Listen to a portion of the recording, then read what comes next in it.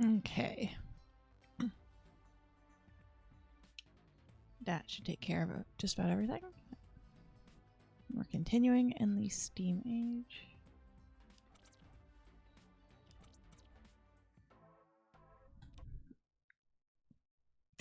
Hi, Jolly.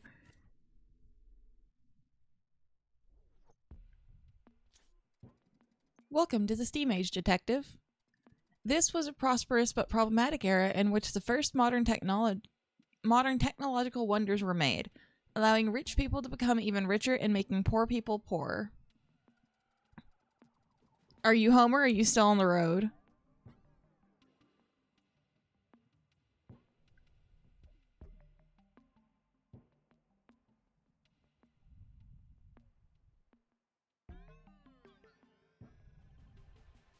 Just got off going home. Okay. Have a safe drive. It's been raining.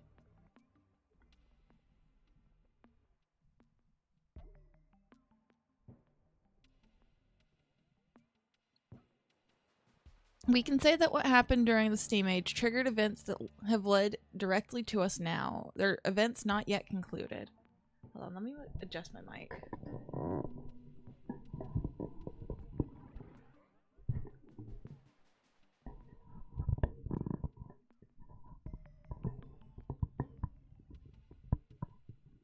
I said have a safe drive home. It's been raining.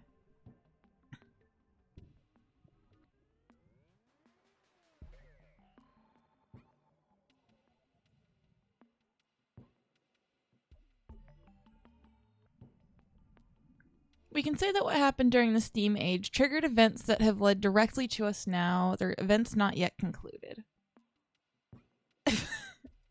Fair. A preliminary scan shows an explosion in the Northern Industrial District. I've also detected an energy signature compatible with rage. With rage at large, crimes are bound to occur.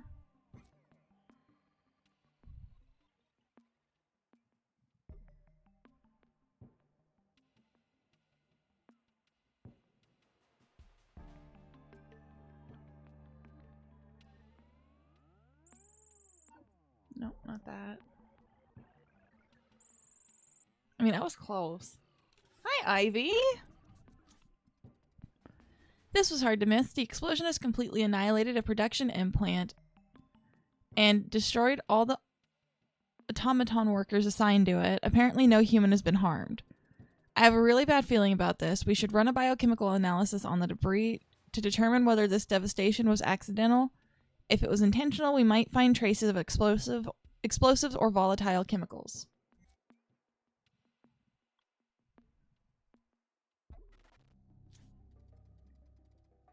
Universal biochemical analysis subroutine loaded correctly.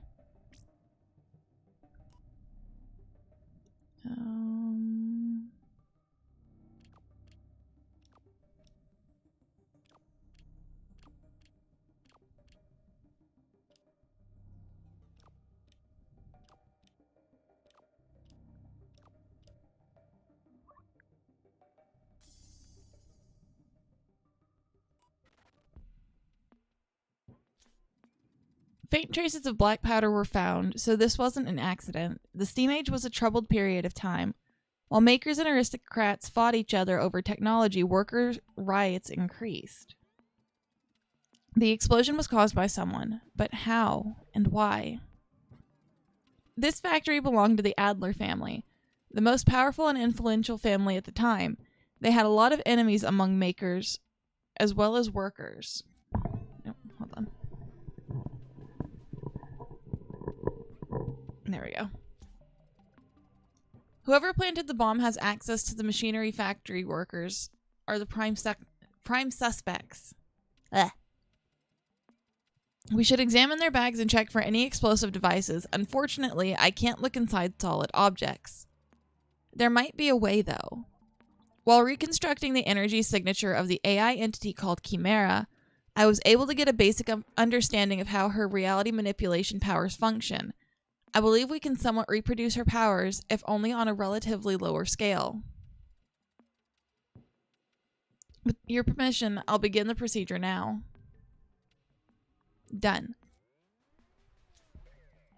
Let me introduce you to my newest subroutine, the reality manipulator.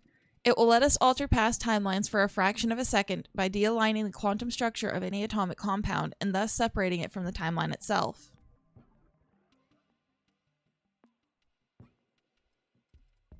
Yes, exactly. We can use it to look inside boxes and other objects. Do you feel the new power? Turn it on. Use the reality manipulator to check the factory worker's bag. Huh? Unfortunately, this worker isn't carrying an item we can link to the bomb. Try to check the other bags.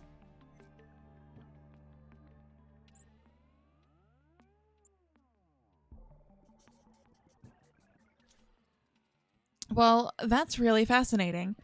No one is carrying an explosive device or any kind of soap. So, hold on. Why is soap part of this equation?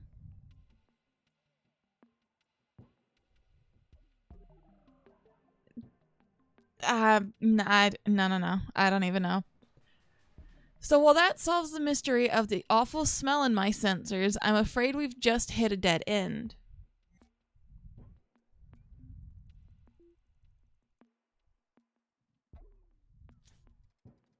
Let's go back to the blast site. We can try using my new upgrade to mess with the broken machinery. We could uncover new details or, well, potentially erase all timelines in the whole universe. That was a joke. Sort of. Don't think about it too much. Just use the reality manipulator on the debris.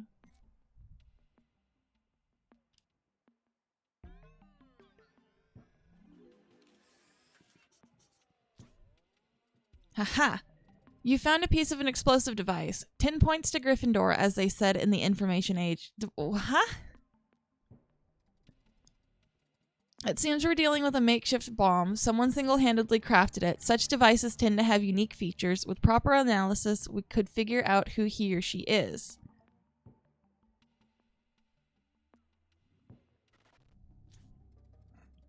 Macro detail scanner subroutine loaded correctly.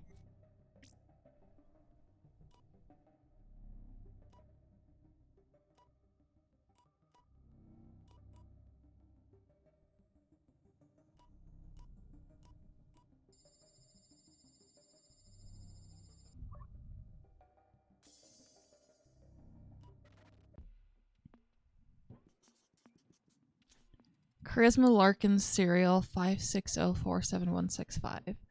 On the bomb is an identification number. It's a type of code that Charisma Larkin, the city's fence, impresses on every object she sells, not to get scammed with her own trash. Finally, we have a proper lead. If Charisma branded her bomb, it means she sold it to someone. We should check her workshop in the city's southern area and see who the buyer is.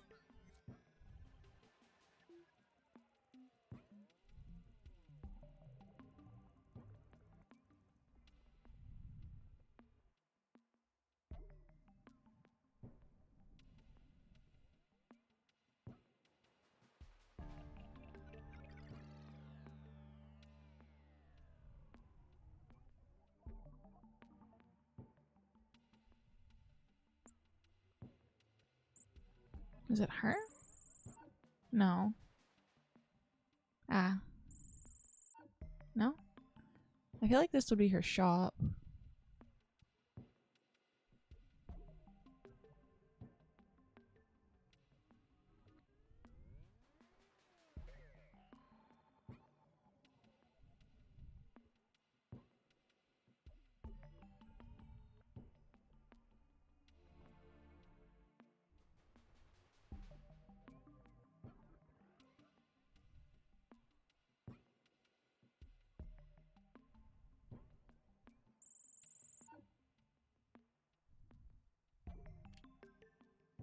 The suspect has already bought the bomb from Charisma. Okay, so I'm just gonna have to look around and see. Oh. You. Here he is. This is Emmett Carton, an ex-worker in Lady Adler's factory.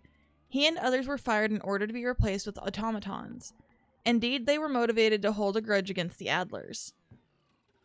We should follow him until we understand how he's involved in the attack. Whatever he's holding is certainly part of the bomb that exploded at the factory.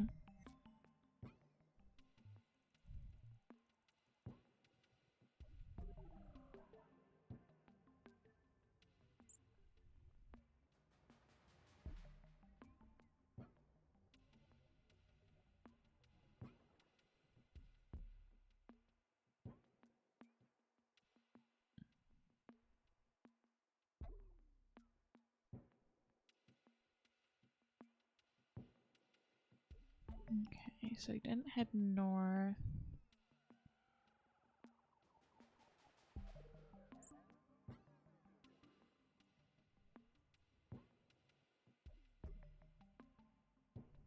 There he is.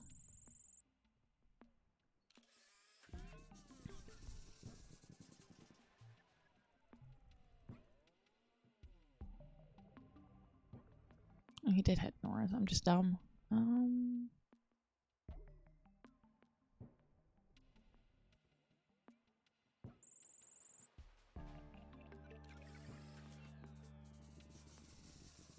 Paint. Emmett is with other ex-workers. According to my intel, that building was the hideout of an insurgent group called New Dawn. Their main targets were highborns who used automatons as a workforce. Weird. The police I sent there aren't stopping them. In fact, they're doing quite the opposite. That's a bit odd, considering the historical records of the Steam Age. Unless... I see. The bomb is a non-lethal device. From what I can tell, its purpose is to splash paint around. I believe it's something like a symbolic act, though I'm not sure about this. Symbols are very human things. Okay, Jolly. Anyway, there's something wrong because we know this is the same bomb that exploded in Elder's factory. How is it possible? We can't lose track of the bomb. Someone must have tampered with the device, so we need to know who did it.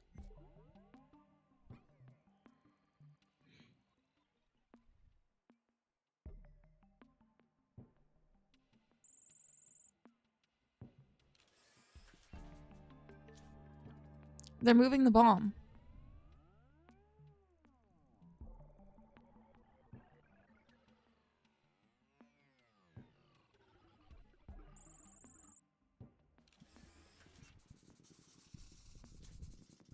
They're bringing it to a delivery warehouse.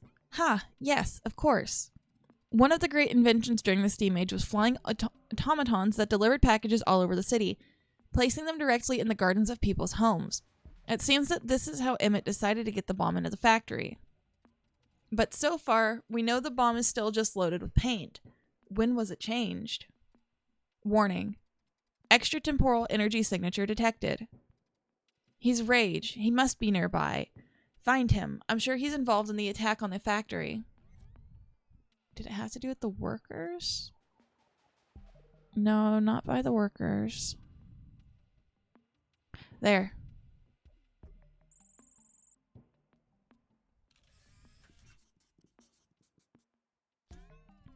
There he is.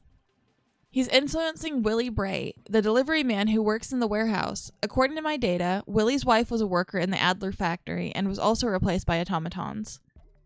Willie must have taken that pretty badly, and with Rage's influence, he became angry enough to transform the paint bomb into an actual explosive device. We must find him and signal his location to the police before he ships the modified bomb to the factory.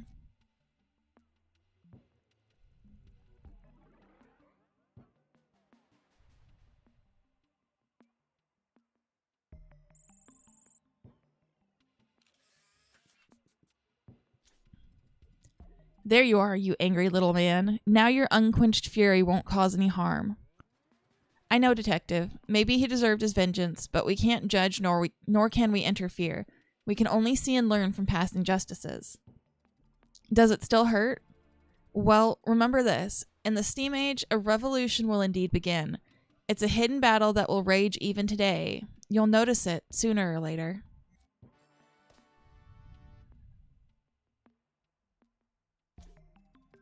Impressive work, Detective. You've just saved many automatons and potentially the whole timeline. Still, it's unsettling to think that our enemies now have access to the Steam Age. Our very culture began to form during that age, and a new force started to fight the oldest battle. We must stop rage before it's too late.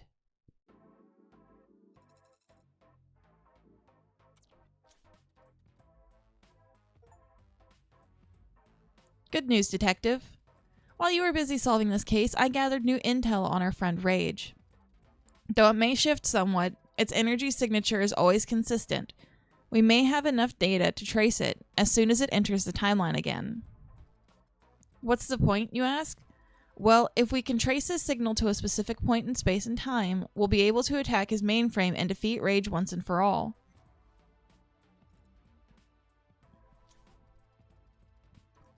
The Nexus event in the Steam Age is still unstable. We should go back there and see if we can find Rage while we try to stabilize some of the paradoxes.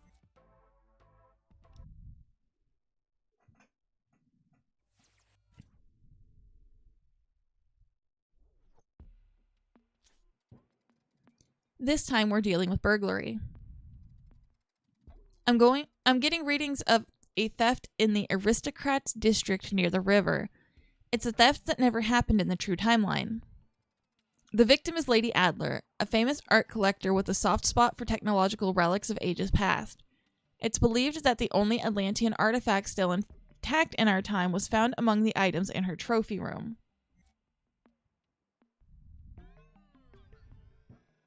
Down here?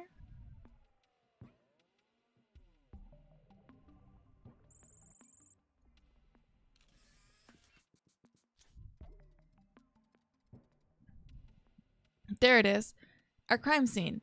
As you can see, Lady Adler found a note. We can't examine the note because she's holding it, but the signature is so big that I can scan it without generating a paradox. It's a very peculiar signature. There's no doubt we're dealing with Arsène Vulpin II, the legendary thief. Vulpin II was known for targeting very special technological artifacts, both old and new. We must recover what was stolen. But first, we need to figure out how the thief got here.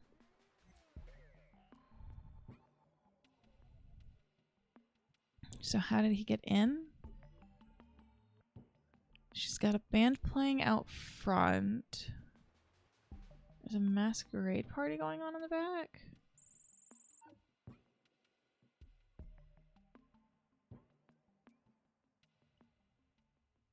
Boat.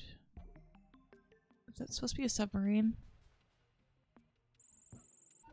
No.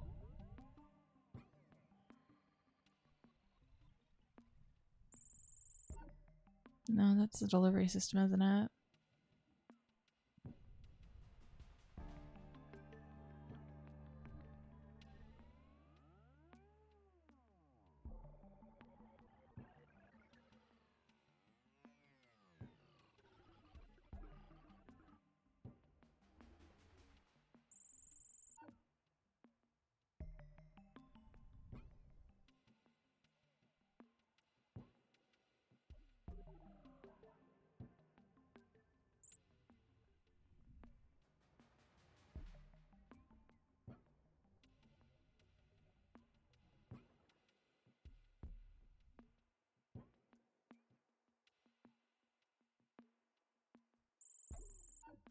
No, you're just a random bully.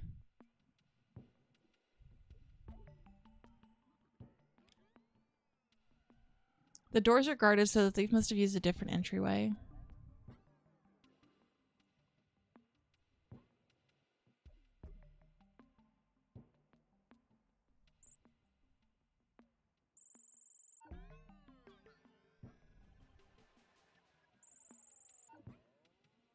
What's it?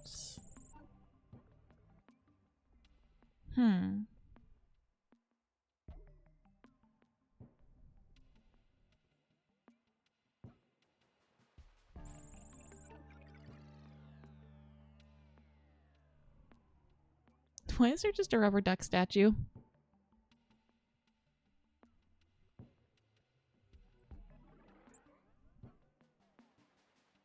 Oh, I see it. The open window. There it is. An open window. Maybe Vulpin II used it to enter the room. Let's analyze it and see if he's left any traces.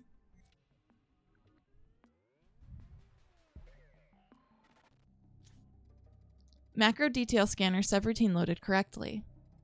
Detective, from my database, I loaded all kinds of traces that tools can leave on the wood of windows, doors, and things that living beings could use to enter a room.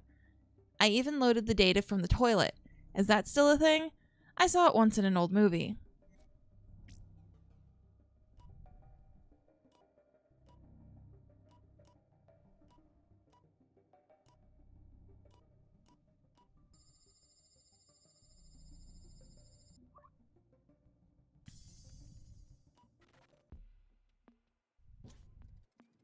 There are no burglary marks on the window, so it was probably used as an escape route.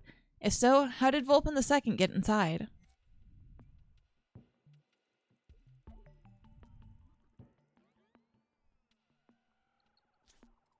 Lady Adler was hosting a party to celebrate the invention of the galvanic energizer. As was the trend at the time, many of her guests wore masks. Maybe the thief was hidden among them. Used a reality manipulator to look behind their masks.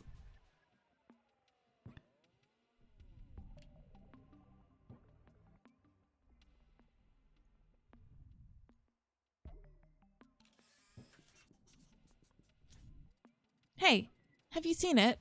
The image of that woman you exposed appears to be distorted. Could it be Oblivion, the shapeshifter we've met multiple times before? If it is Oblivion, we're in trouble. As we've seen, that thing can mess with my systems and change its appearance at will. Fortunately, my database has a recording of the sine wave that was emitted by Oblivion the last time we encountered it, which was during the Green Lantern's case. Let's try to analyze that frequency. If there's a match, my systems will confirm it.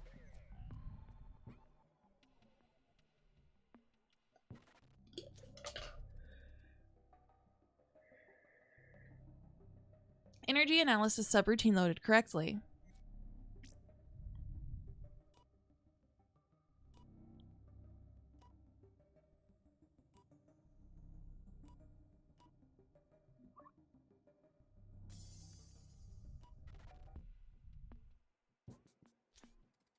We were right. We're dealing with Oblivion again. Its presence here can't be a coincidence. Follow it to determine if this theft was its doing.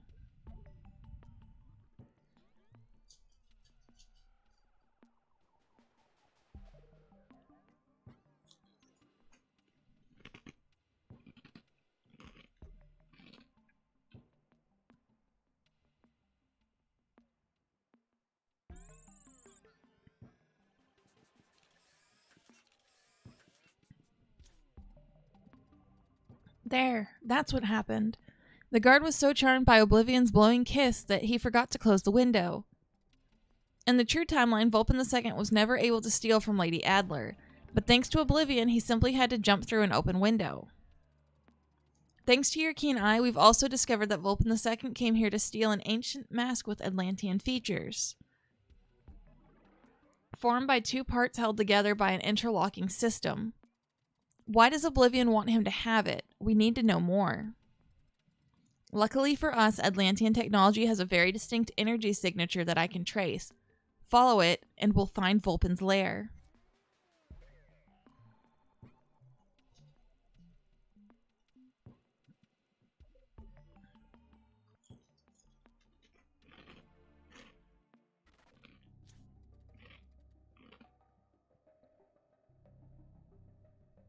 Energy tracking subroutine loaded correctly.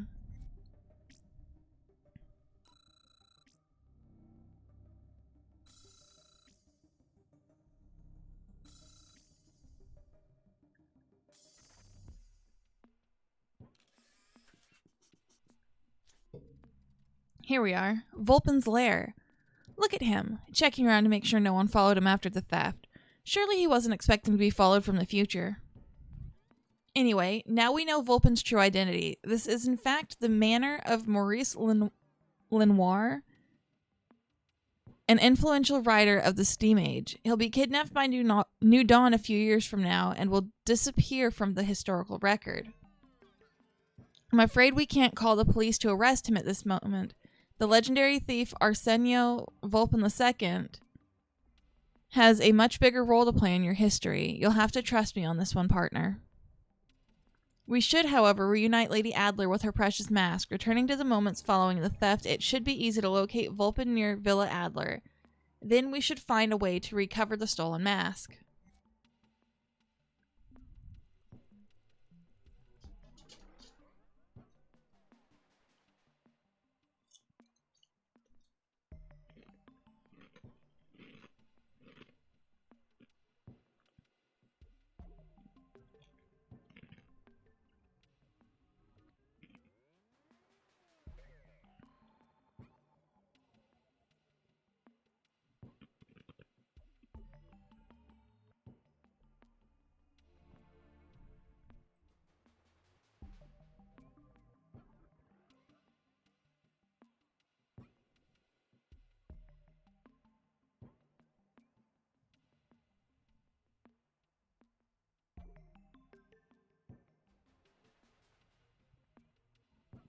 There he is.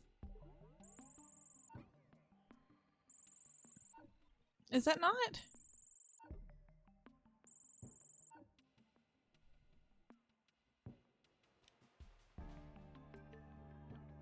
Okay, I'm fairly certain this is him.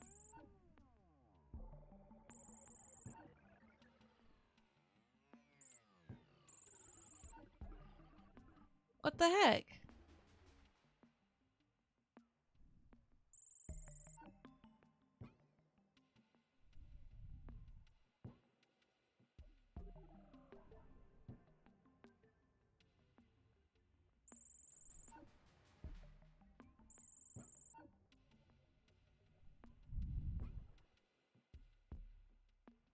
Unless there's someone else randomly jumping rooftops.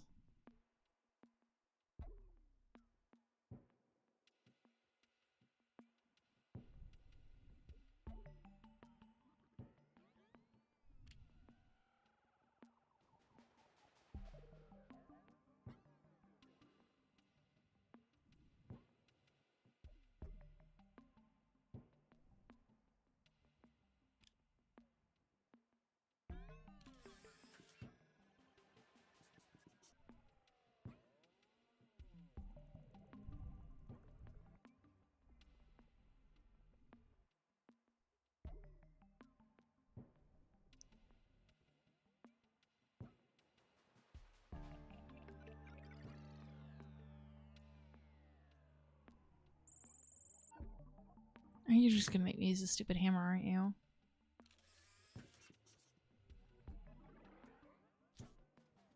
Finally, the second piece. Fantastic job, detective. Now the mask can be returned to Lady Adler. I'll inform the police.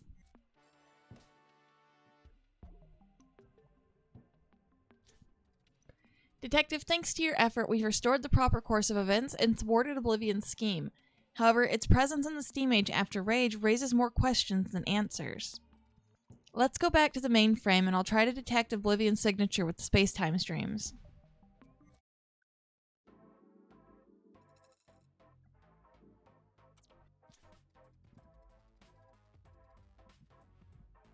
This is bad news.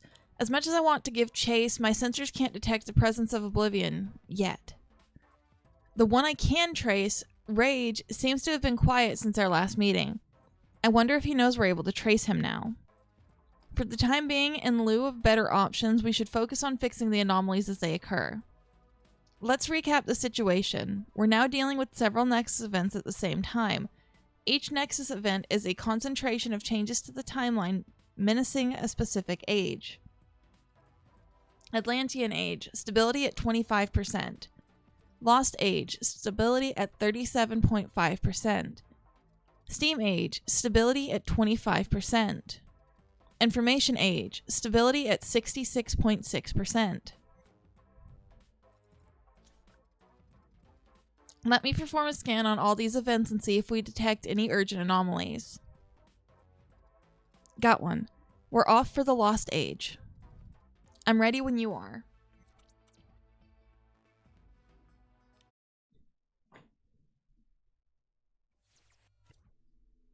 The Emerald Furball? Anomaly detected. Detective, we might have a problem. The readings I'm getting from the Lost Age are off the chart. The true timeline is being twisted and warped as we speak. We have to investigate.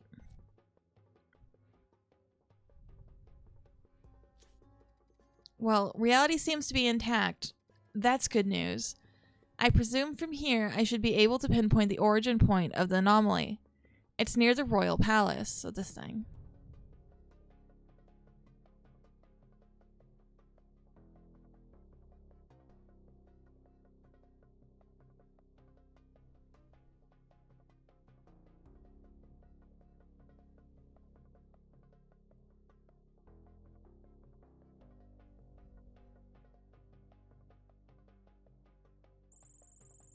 No, it's not the genie.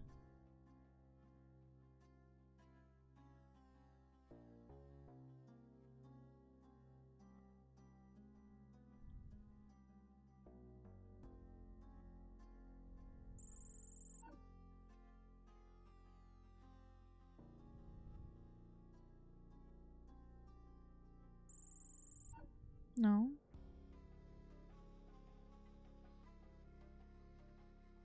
It's not here.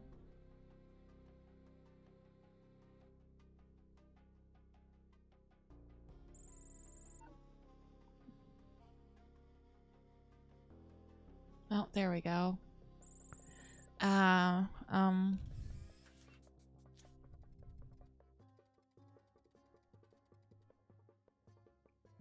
This is the unnamed one, isn't it? Keen-eyed as always, detective. If the situation weren't so dire, I'd joke about losing one's head, but we can't afford such a luxury. Under the debris of the fallen head lies someone. I don't need to ask the database to assess his identity. His name is Nafrikau, a servant of the pharaoh and the one who saved his life during the Battle of Crimson Ribbons. Legends say the Eye afterward blessed him for his noble deed. We're at the exact center of our anomaly. Can you see it, detective? Can you see how reality is glitched around the scene as if it were scattered through time? We've already seen something like that. Maybe this time we can decipher its origin. Let's load a suitable subroutine.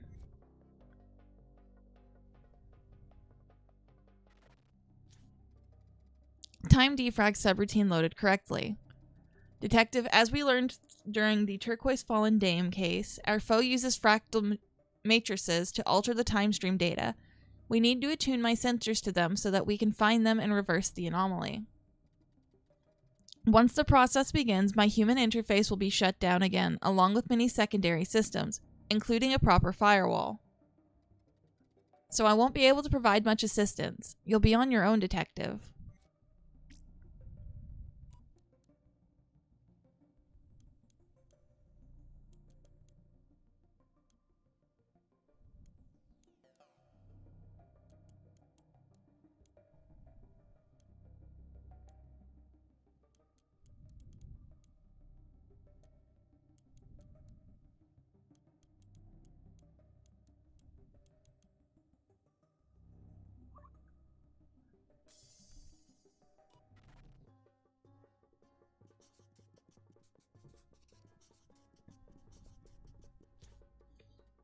Four matrices detected.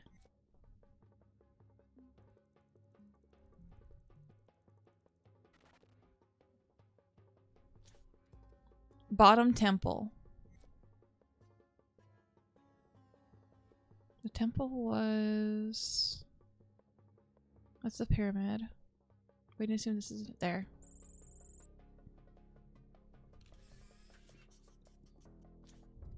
One.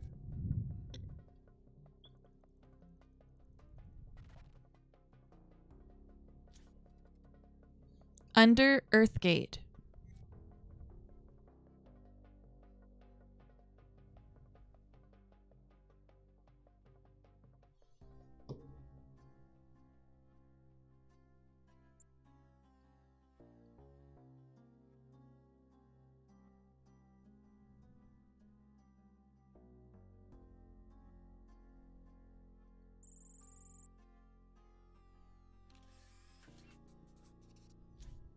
Two.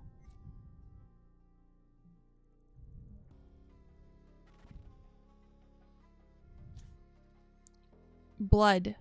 Sand.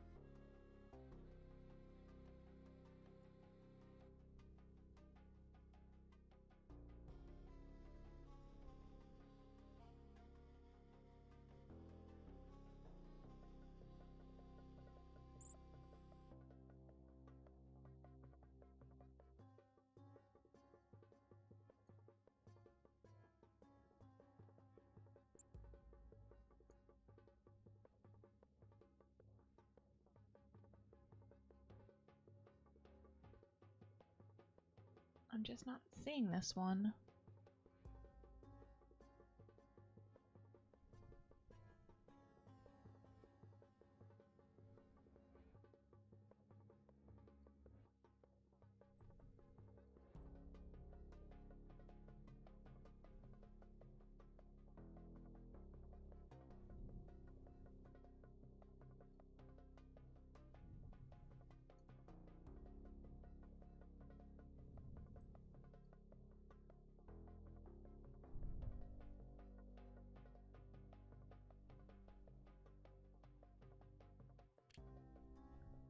The third matrix is on a stone.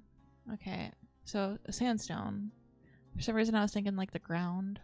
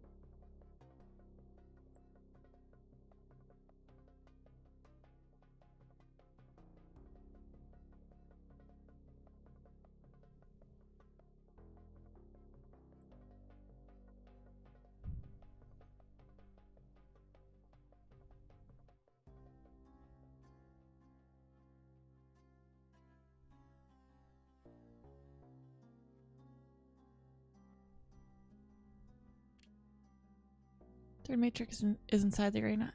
Ugh, God damn it, did I really miss it? Yeah, I'm blind.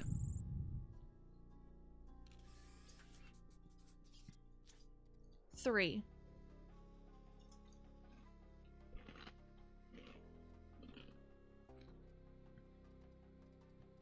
Error.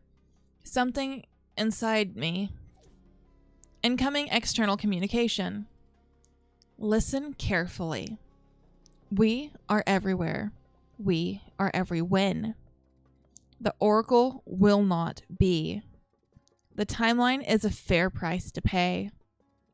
The oracle will not be. It's gone.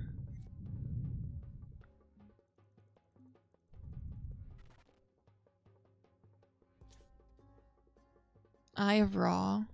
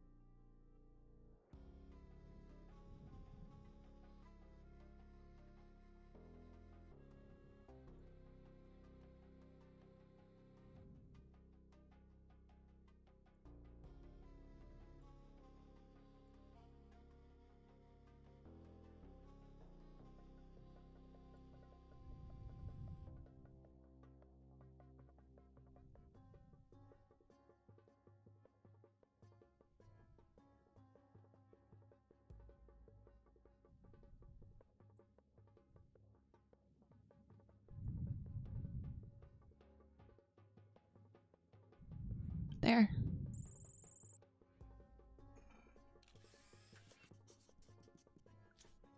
Fourth.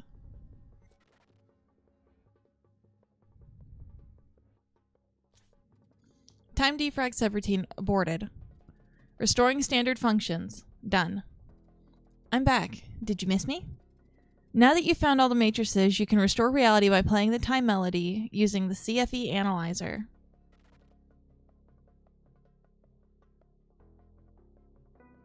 Let's see. Me. No, that's Do. Sol. Me. Sol. No. La. Fa. Right, okay. So, me. Re. Do. Re. No, that's Fa. Damn it. Okay. Me. Right. No, fucking.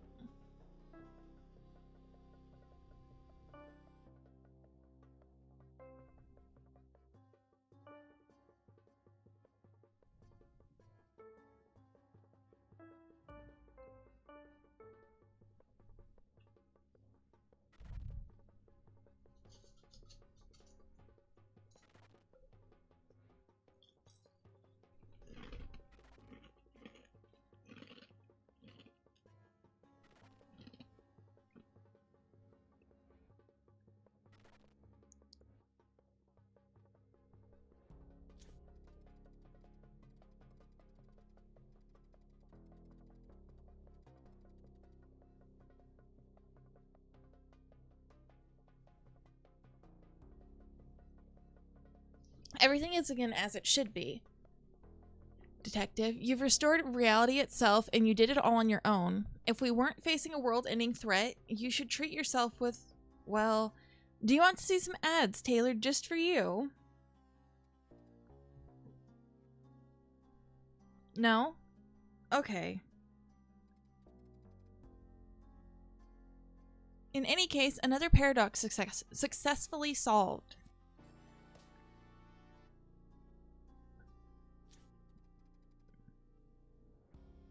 Detective, is there something amiss?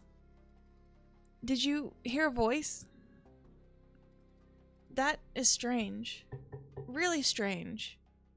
By strange, I mean incredibly dangerous. If you heard a voice, someone managed to connect to my systems while I diverted my computing power to the time defrag subroutine. I'm sure you're getting confused. What you say is almost impossible. But let's consider for a moment the possibility that my firewall has been breached. That means our enemies now have a way to harm us directly. This is bad. Really bad. But maybe there's something we can do. Let's go back to the mainframe and see if whoever connected to my systems left something behind.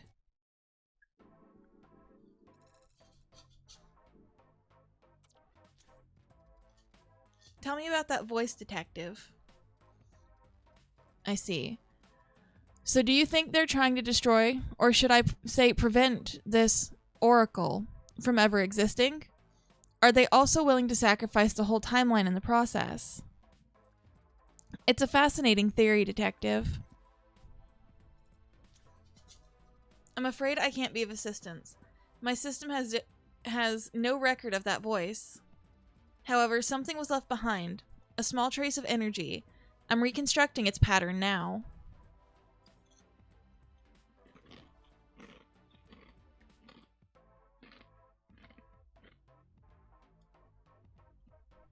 Done. Now we have a name for our fourth AI. Avatar.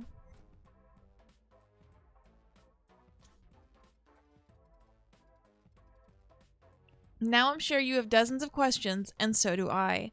But we can't let our foes overwhelm us with their tricks.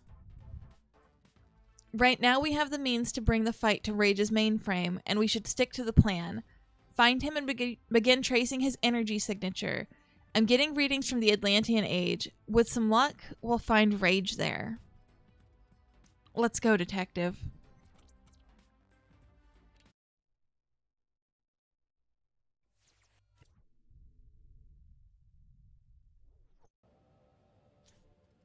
Anomaly detected. It seems our enemies have abandoned any subtleties and are trying to attack the timeline by eliminating a major figure in human history. An anomaly is forming and someone is going to die very soon. It's someone who wasn't supposed to. The citizen in danger should be near the city gates. I'm recording data about something or someone hanging in the balance in a precarious position. Hurry, detective. We have to stop this anomaly. The city gates. Is that down here?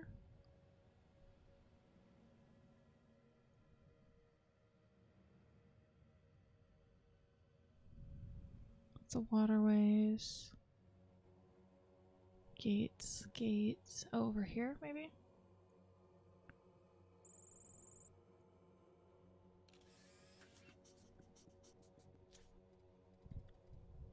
There, a woman is falling to her death.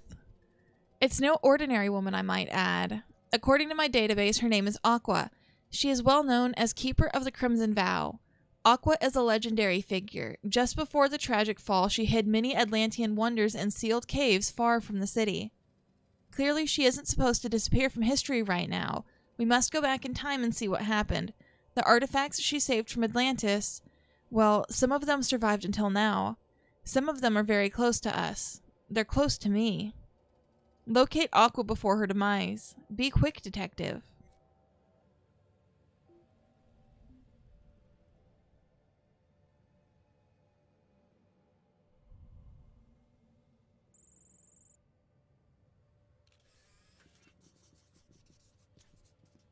She's crying. As far as I know, despair can dull human senses, leading them to make mistakes such as lowering their guard. This might have happened to Aqua. She must have tripped while climbing the stairs of one of the city's towers. The letter Aqua is reading seems to be the source of that desperation. We should take a look at it. As usual, I can't use my subroutine on something with which someone is directly interacting. Let's go back in time a bit so we can find a suitable occasion.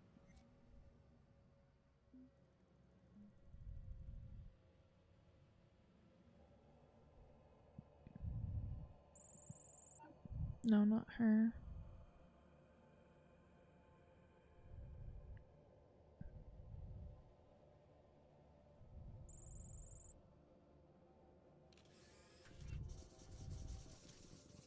Do you see how calm she is?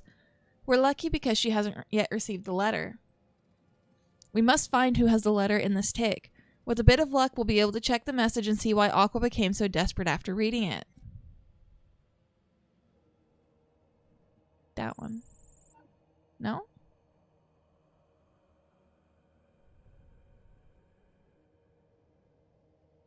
You're the only one with the letter.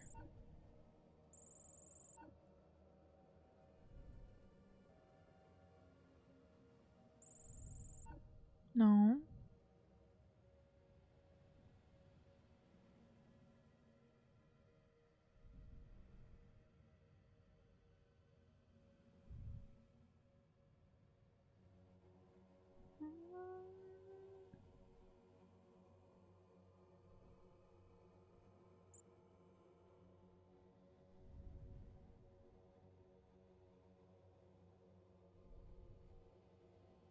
You're literally the only one with the letter.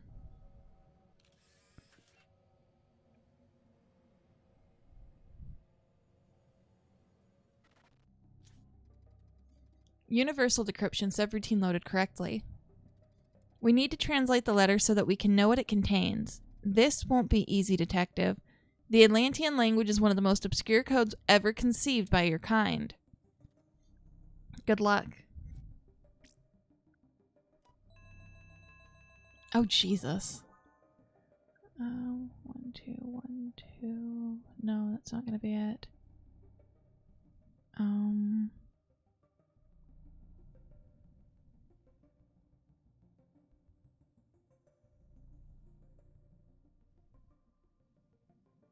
One, two. 2. 1, 2, no. Okay. 3, 4.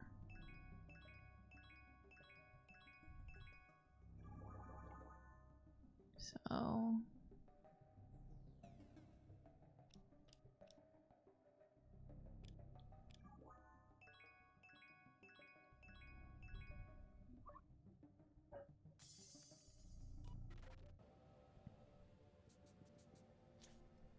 oh, I see. The letter is a farewell message. A message full of sound and fury, I might add.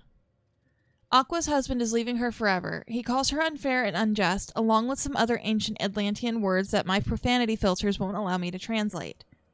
So, reading it has thrown her into complete despair. While I can simulate empathy, I'm afraid I won't ever understand something like this or the burning need you humans have to share life with someone else. Well, to be honest, sometimes even I feel, how can I say it, incomplete. As if I lack some subroutine I was designed to have. Well, enough of that. We have to continue our investigation. Let's follow Aqua so that we can understand why and how her sentimental life took this tragic turn, which wasn't supposed to happen.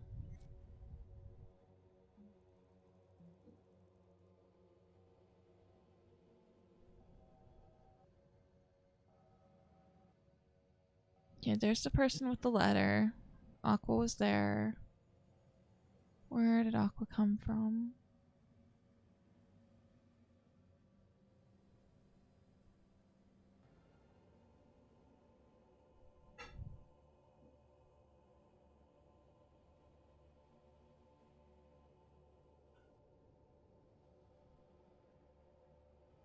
Some of the references in this, I swear. Okay, where is she?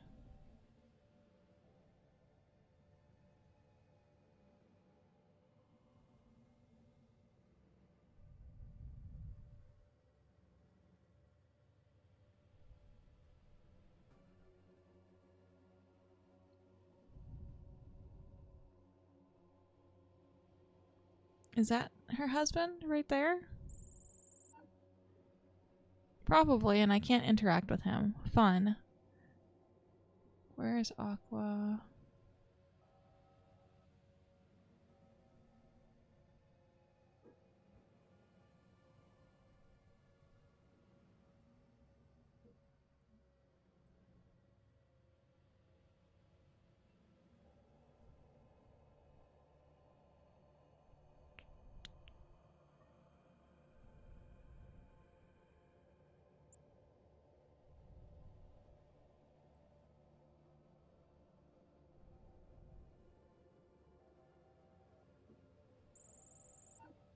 No, that's not her. Okay. Um...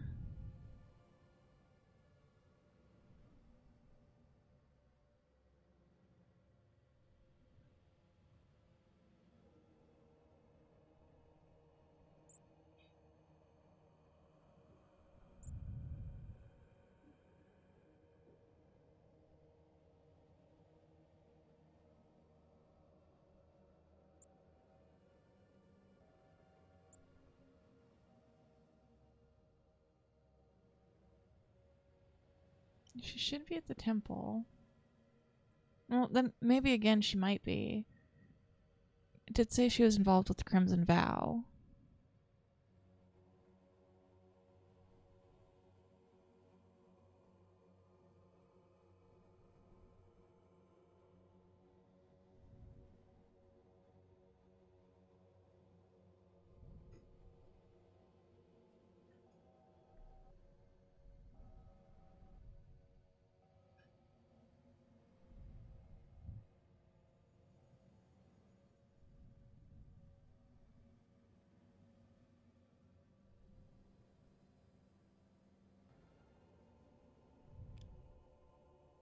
Aqua is located in one of the city's canals. What is she doing in a canal?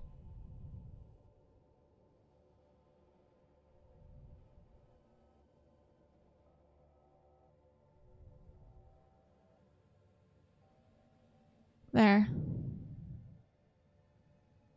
The heck?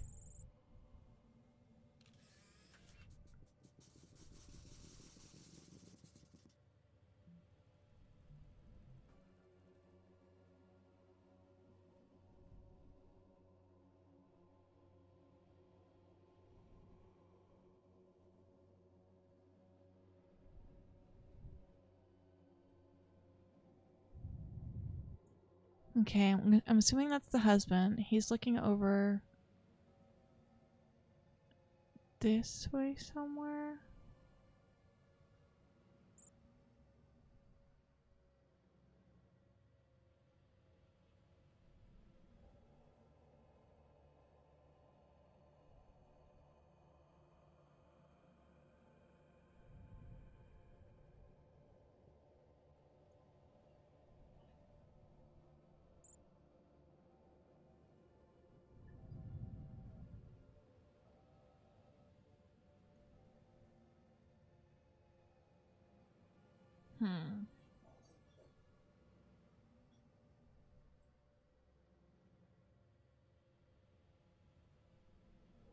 Or is that the husband?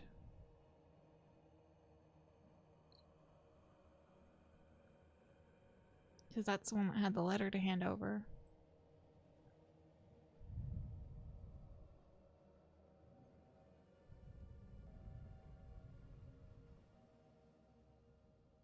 Oh, there we are. No, the shark's the husband. Oh. Well, disturbing and unsettling, like seeing a ghost. I'm not talking about Aqua having an affair, though. Could this be what we were looking for? Is it something that never happened in the true timeline? If this is indeed an altered timeline, maybe Aqua's husband did see her with another man. Let's try looking around. Is the shark with the binoculars over this way?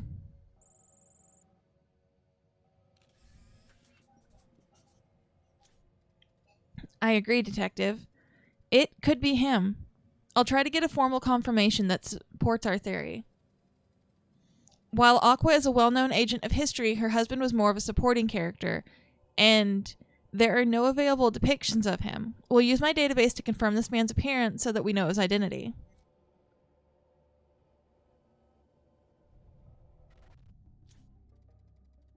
Database match subroutine loaded correctly.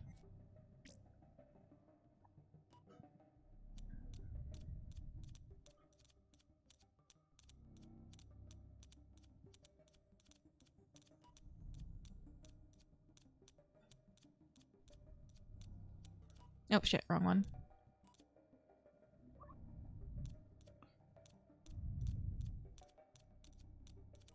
No, god dang it, I did it again.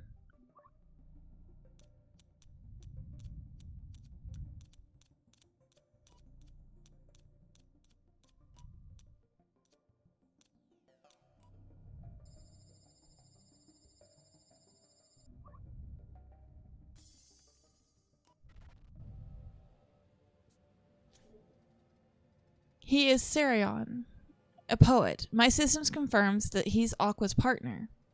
Now that we know his name, I have access to more data. Sarion and Aqua survived the fall as a couple and were instrumental in preserving the Crimson Vow in subsequent ages. We must restore the correct flow of time at all costs, following Sarion through time and see if we can prevent him from writing the letter.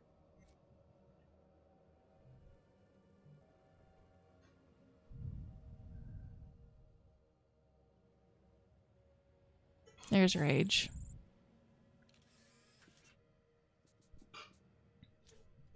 Rage! Sarion was indeed full of grief, but at this exact moment, Rage used his power to turn that grief into blinding anger. Now I see why he wrote such horrible things in the letter.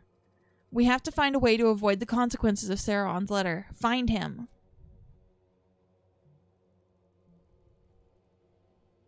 He was next up here.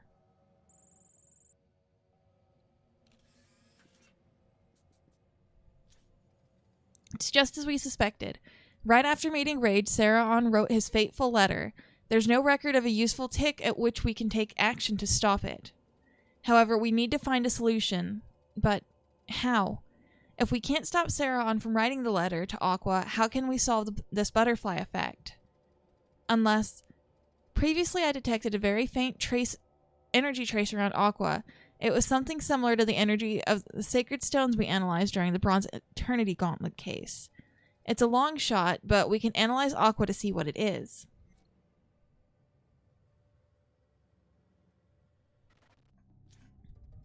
Energy analysis subroutine loaded correctly.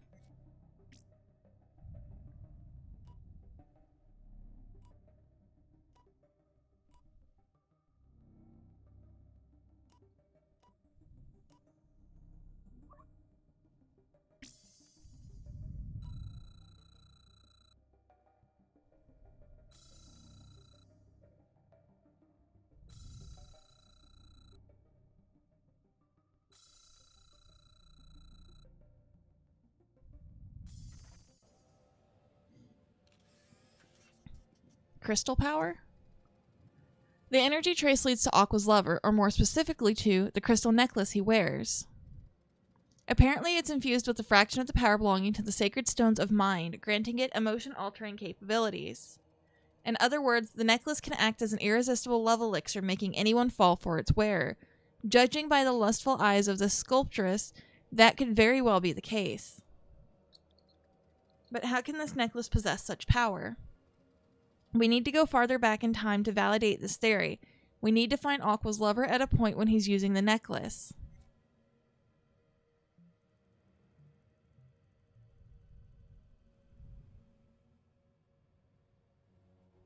Okay, I know there was one point where he was in the canal. He's not in the canal yet. So where did he go?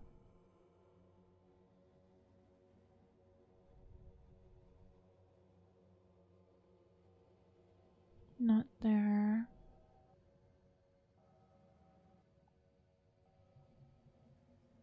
Why is my phone going off? No, thank you. Okay, there's Aqua up there.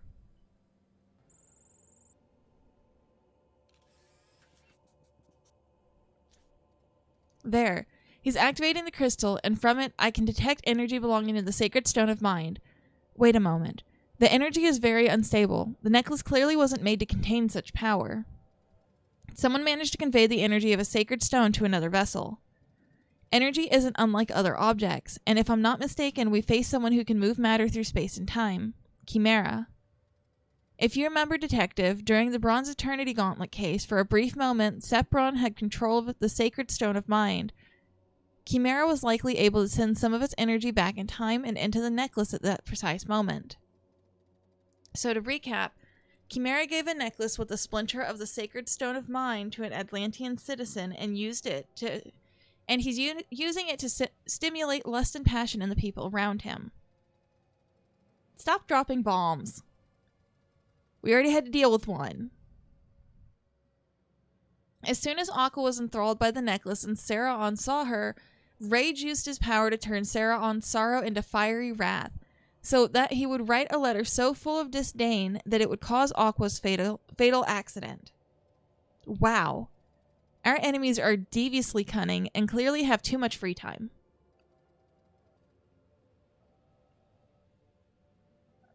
Jolly, I will time you out.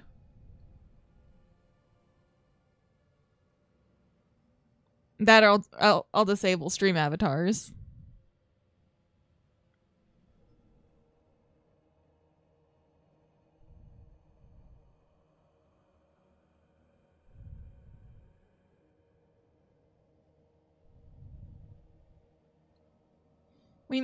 Now we must find a suitable tick to stop this madness.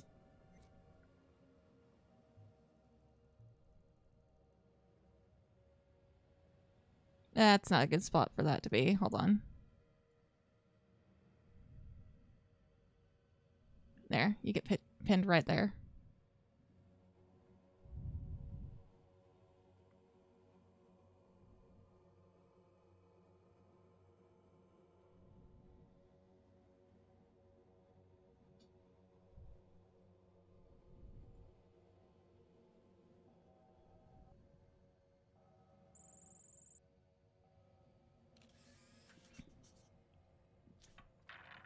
There he is. The necklace is glowing with power, and our Casanova is about to enter a house with a full court of enthralled citizens. This is when we should stop him, so the chain of events leading to Aqua's death won't start in the first place. Detective, you know we can't alter the timeline directly. Yes, I'm asking for your permission to incorporate the concept of another crime into the Guardians. Which one? Well, it's Lest, of course. Can we proceed? Thank you, Detective. Remember, we do this for the greater good. Hey, Sam. Jolly's in timeout.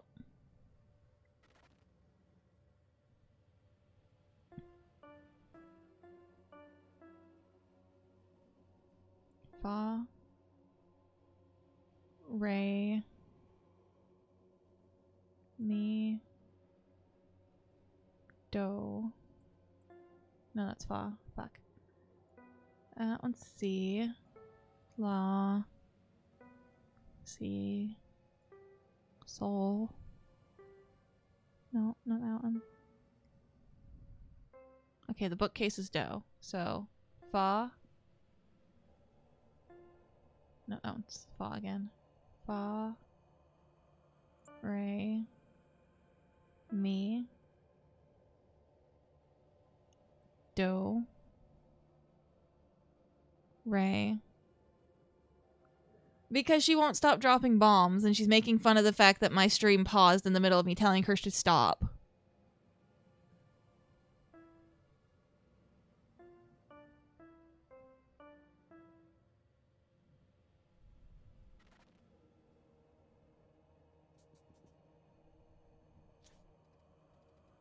It worked. In the Atlantean age, they will now perceive lust as a crime. No, Yaki, I am not freeing Jolly.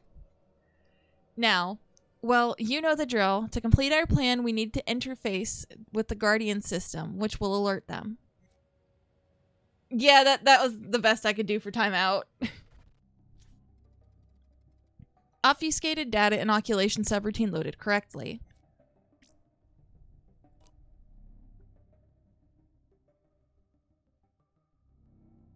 So, that one. That one. That one.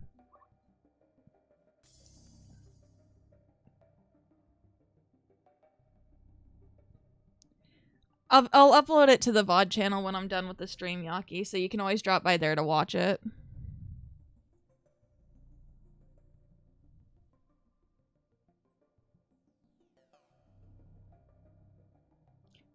Well, hi!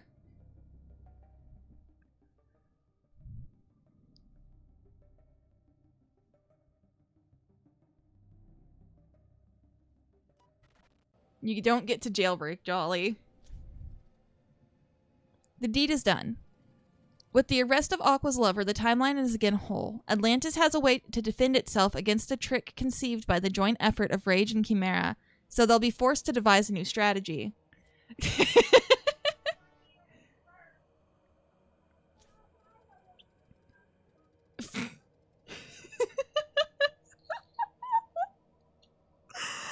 Oh my god, I love my grandma sometimes. Great work, Detective, but it certainly wasn't easy. You failed the plan of not one, but two... Foiled, not failed. The plan of not one, but two rogue AIs at the same time. Let's go back to the mainframe. Rage has used a lot of energy this time, and I believe we can start tracing his mainframe. She just likes to gamble, and she's been lucky lately because it hasn't taken away most of her money yet. So...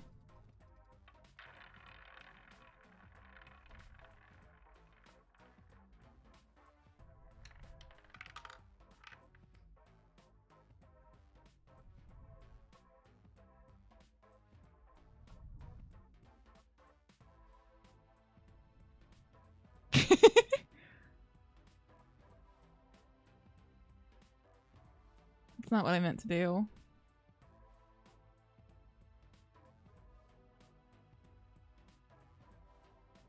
Well, Jolly, you're kind of stuck because I accidentally stuck you to the slingshot button and I can't undo it now.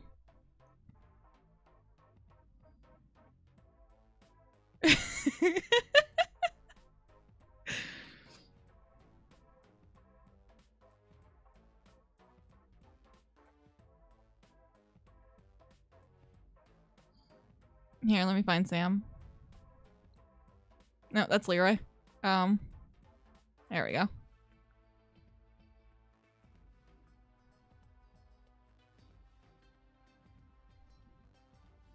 Just launching Sam around with a slingshot.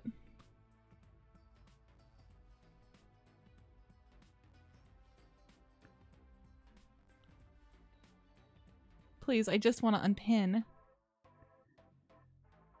Yeah, Jolly is just not gonna let me unpin.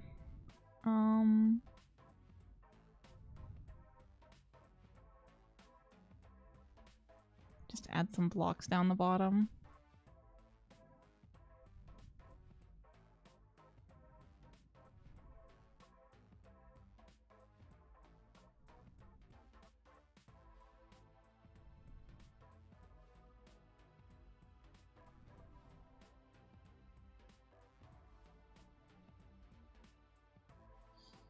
You could try, choosing to do a battle royale and see if that would free you, Jolly.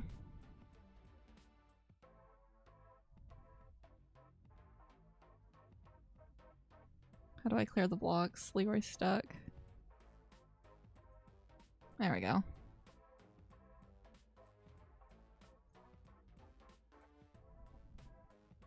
Oh geez, it's airdropping you all in.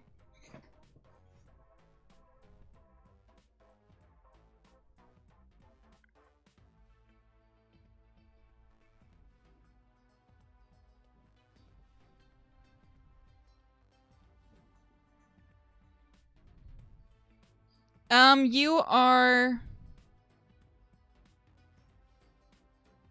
not in the battle royale, apparently. I think it's because you did a command right before.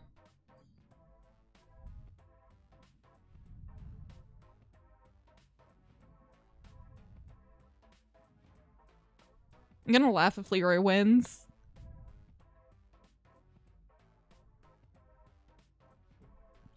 Detective, finally we can strike back. We have enough data on Rage to begin a deep quantic scan and trace its confluence point, which will be our entrance to its mainframe.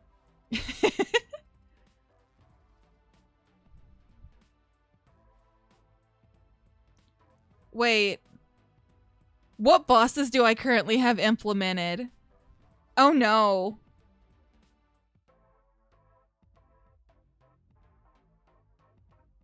Jolly, no.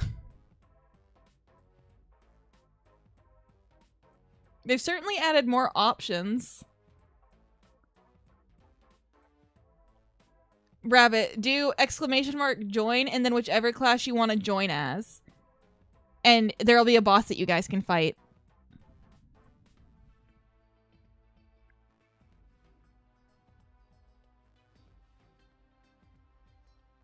Yeah, because last, wasn't it just like mage, warrior, and priest?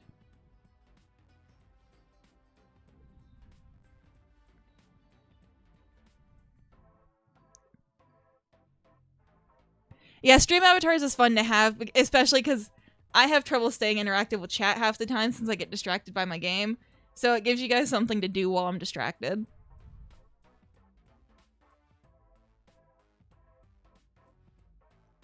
No, oh, it is the Bidoof! I forgot I still had the Bidoof!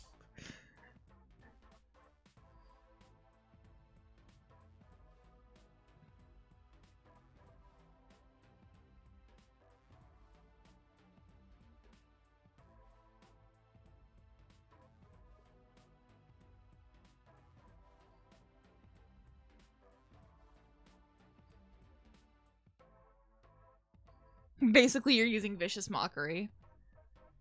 I need to diverge all my computing power to the scan. Detective, I won't be able to chat with you for a while.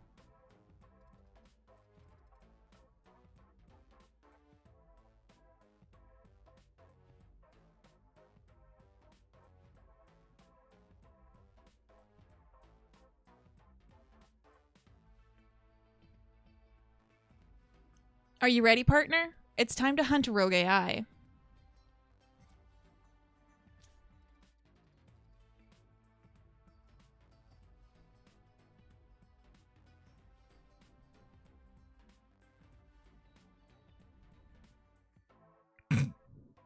Doofuses. Deep quantic scan initialized, suspending all secondary tasks. Scan in progress. Alert. Alert. Emergency override, suspending deep quantic scan. Diverting all processing power to human interface. Detective. Something very serious has just happened. There was a massive power shift in the continuum. As if an enormous amount of energy just vanished. The point of origin seems to be the steam age. If we don't act quickly, the quantic imbalance could cut us off from that nexus event. Forever. I must suspend our deep quantic scan in order to align with the nexus event. Whoever is causing this imbalance is trying to stop us from locating Rage. We have to go now, detective.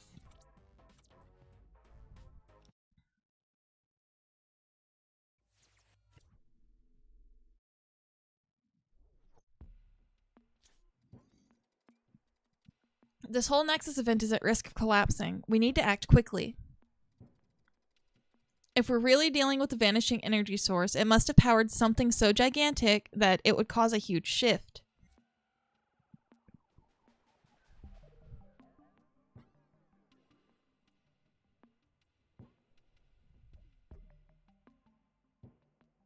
Something that...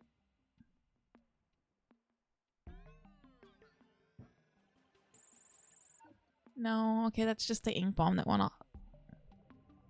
Ma'am, are you okay? No, it's not you either, okay. You're just dead there.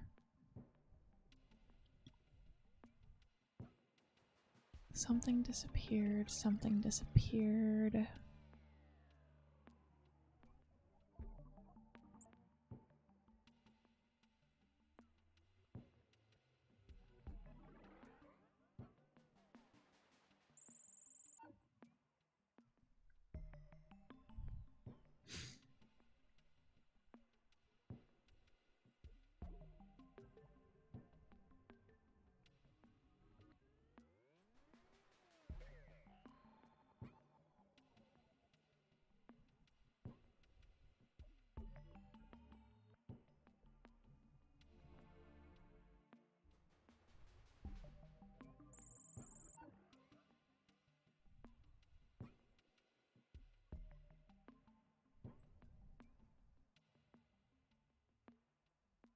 Okay, the rubber duck's still there, the crown's still there.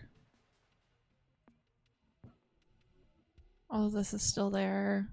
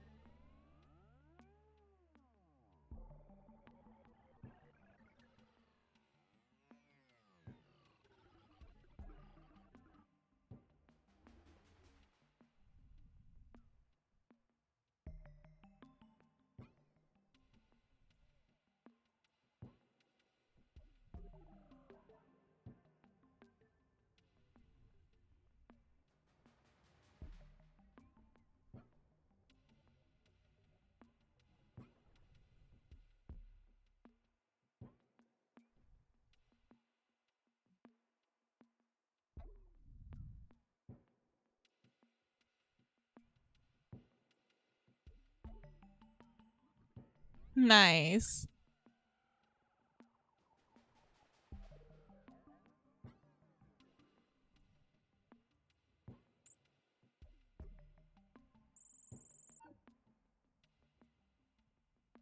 I cannot figure out where this is supposed to be. From which the energy source... Oh, machine? Surely it's not. Okay, no, it's not that automaton.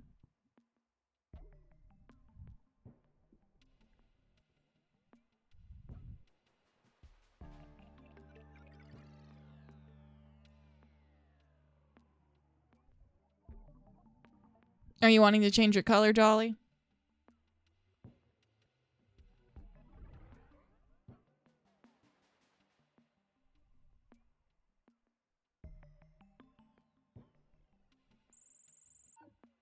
Is it this guy?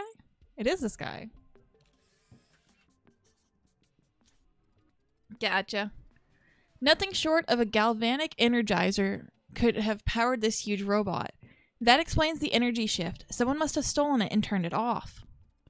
According to our intel, only 2 people could bypass the laboratory security systems: Drusilla Gressley, head of the department, and her assistant. What is a galvanic energizer? Well, it's an energy source, of course. It's the very first prototype capable of powering a machine this size. If it's still confusing, think of the galvanic energizer as a heart, the heart of this iron giant. To track the galvanic energizer, first we have to extract its energy signature. Detective, think of an energy signature as something like your signature on a document. It's unique.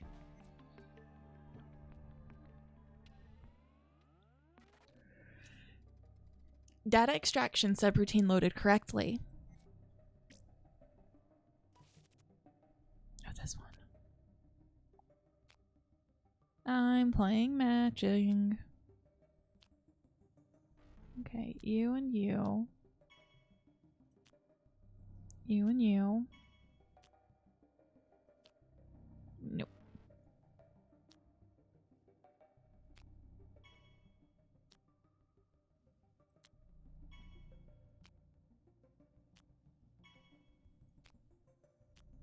Okay. Excellent. Now we can identify the heart's energy trace. Following it, we should be able to locate its position with absolute precision.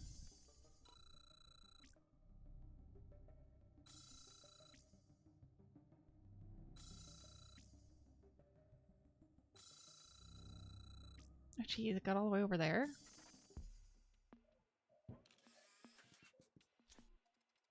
The heart lies in the hands of Charisma Larkin, the city's fence. You should remember her from the copper machine case.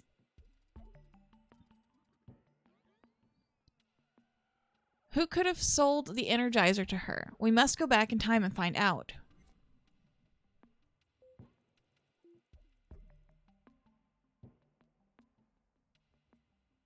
Okay, she's standing there impatient. There must be someone nearby.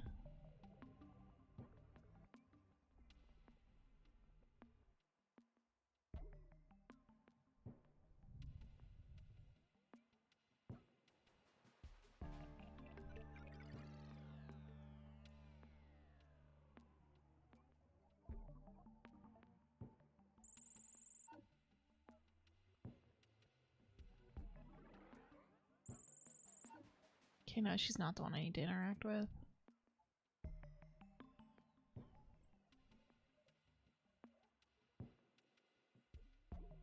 There's him. Doesn't look like he has anything to do with it.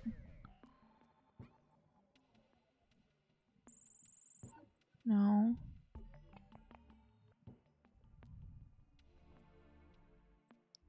Ah.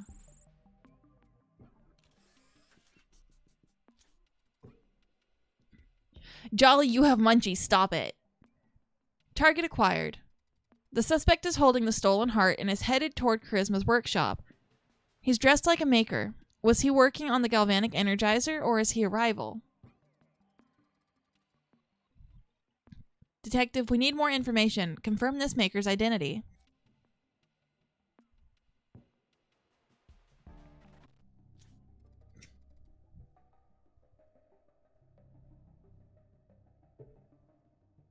Database match subroutine loaded correctly.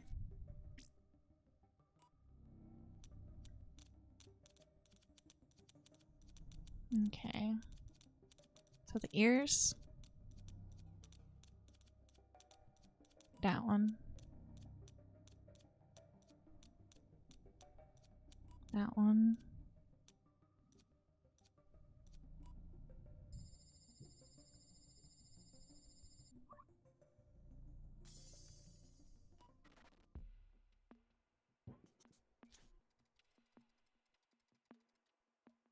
Jolly, do I need to wipe your currency?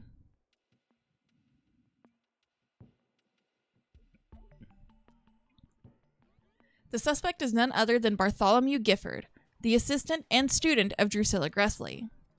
He's a traitor, apparently. Did he betray his mentor for money, or was it a political act? Not all makers were so fond of the increasing size and independence of robots. and many of them formed, or should I say, joined, a secret society established to control humankind's technical progress. Let's go back to the tick just before the theft. We need to understand Bartholomew's motives. If we spot him, we may gain some insights into why he did such a thing. Might as well bet it all.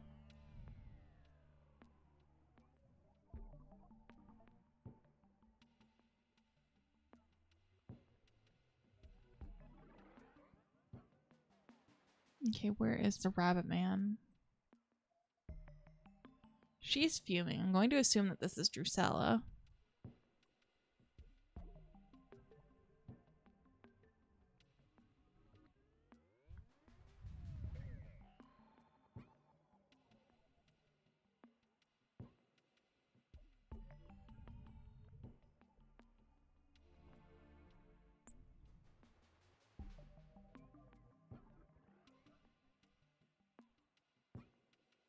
That was tick 8, so he's not far off. Just need to figure out where he's at.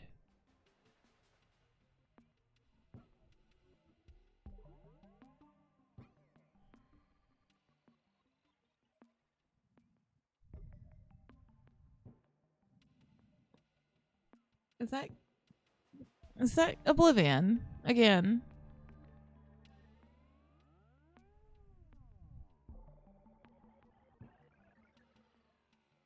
Oh boy. Jolly's just choosing to fight.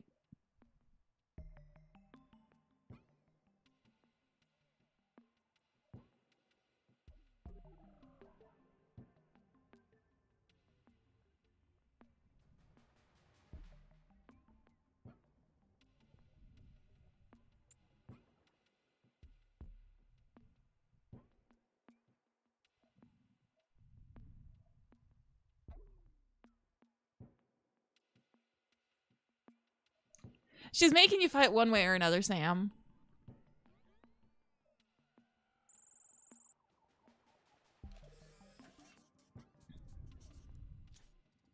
Found him. He's at Lady Adler's party? Well, this doesn't seem right. There's no way Bartholomew could steal the heart, sell it to Charisma, and be on time for the party across town. Unless he was able to alter the flow of time, of course. Rabbit just got, like, ganged up on by Ivy and Yaki.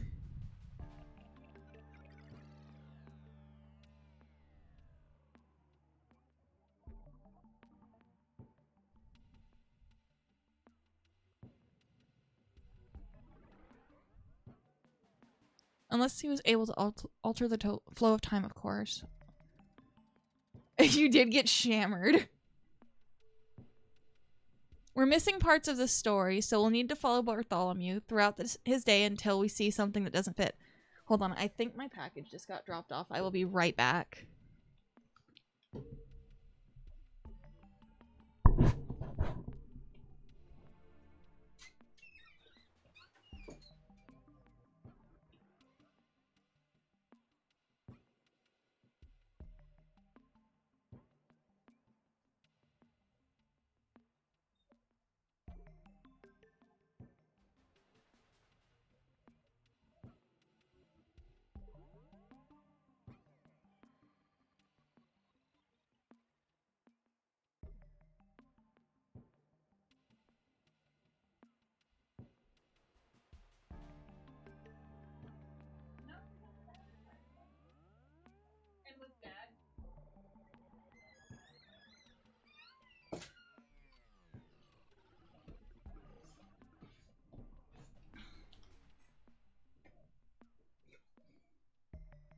Is Streamlabs not cooperating, Jolly?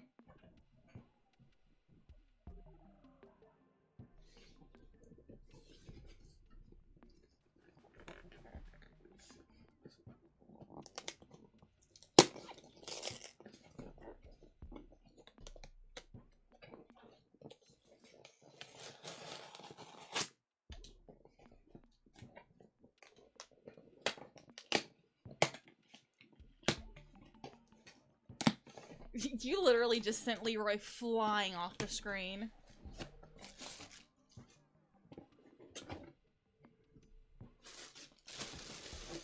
Okay.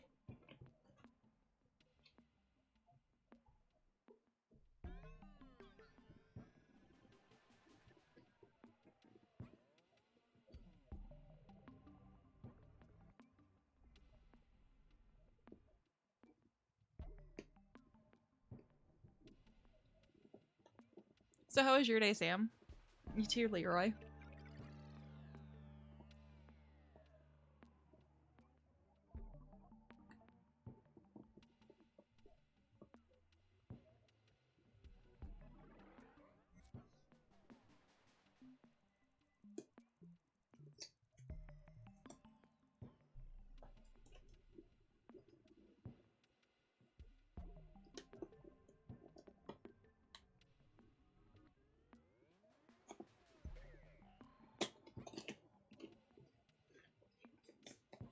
Okay, it does come with a charging cable to it.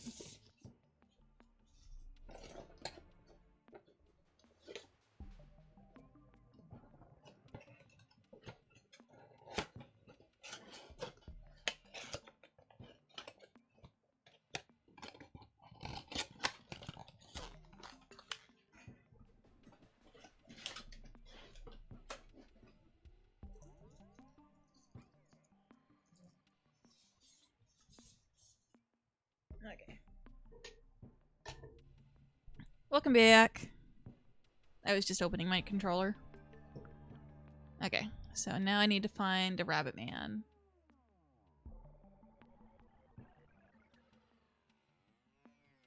So he's here.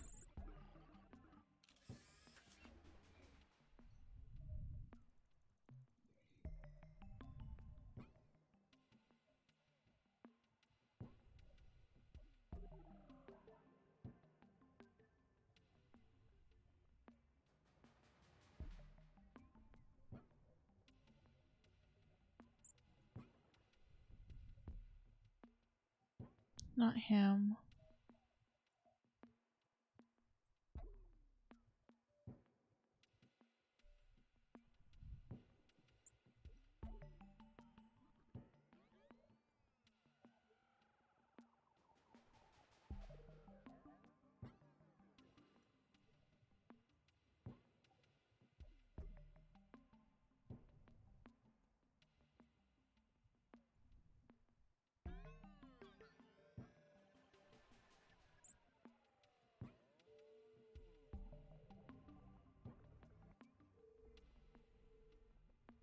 It's a hidden object game with a detective story kind of built in.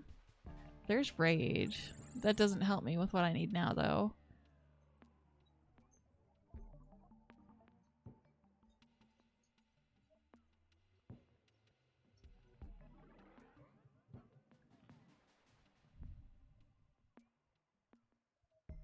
Okay, where is he? He was there.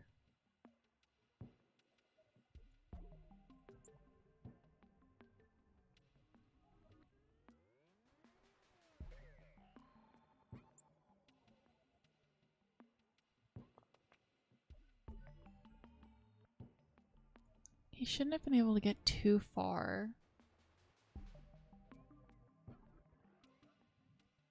Wait, what were you doing, Jolly?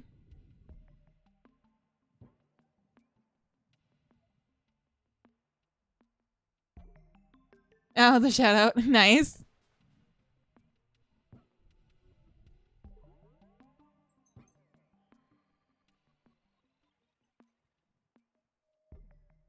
There he is.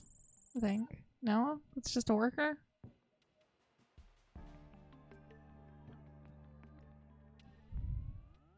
What are you up to, Vanilla?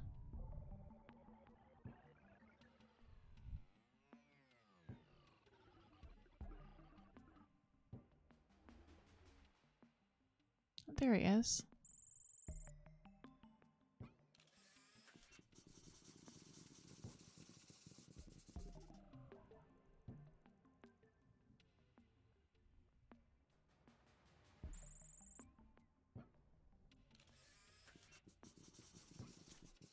There he is, on a little boat headed to the lab.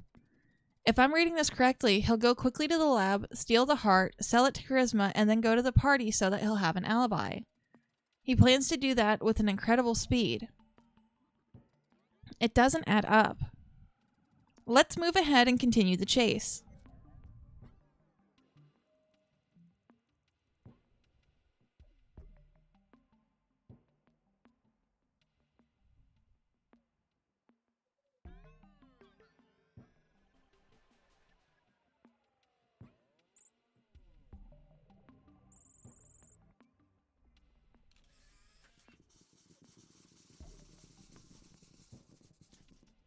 There. He's right beside the laboratory. Wait. Something's wrong. The boat isn't stopping, but the galvanic energizer could be stolen any second. Detective, let me try something. Physiognomy analysis procedure initialized. This should be impossible. I get readings of 2 Bartholomews at this moment. Find the other Bartholomew.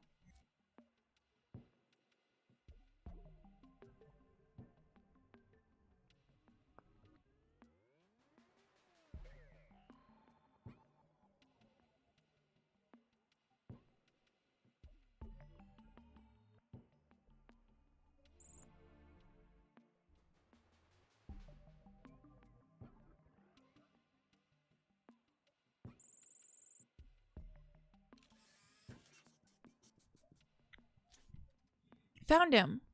Wait. Detective, please confirm my optical reading. Is the stare flickering as if reality has been altered to move it toward this point in space and time? I knew it. This is Chimera's doing. However, it doesn't explain how there can be 2 Bartholomews. I'm sure the doppelganger isn't Oblivion in disguise. It seems, well, too real to be one of its tricks. We need to understand who or what the second Bartholomew really is. Is he coming from another point in time, or is he using a shielded disguise that even my systems can't detect? Both possibilities are scary.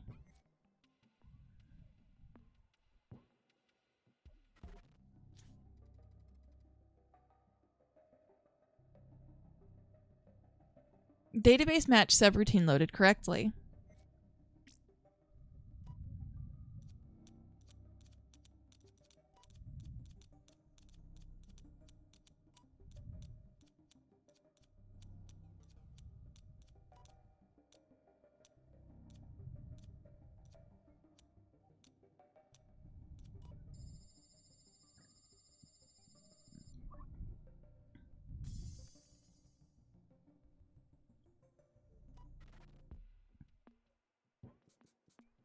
Nathan Gifford. He's a Gifford, but not a Bartholomew. He's his twin brother, Nathan, a political revanchist from the New Dawn group. Their violent opposition to the rise of machines, which they claim would bring the end of humanity, is frankly ridiculous. Anyway, Nathan is sneaking into his brother's house to steal the lab coat and pass. He'll use them to impersonate his brother, fool the laboratory alarm system, and steal the heart. It's very clever, at least for a human. He must have had such a project in mind for a while. Chimera has provided him with the perfect opportunity to act. Luckily, we can intervene and prevent the heart from being stolen. Nathan stole his brother's identity and documents, which is enough to have him detained for a couple of nights. Let's find a suitable tick so we can have Nathan arrested.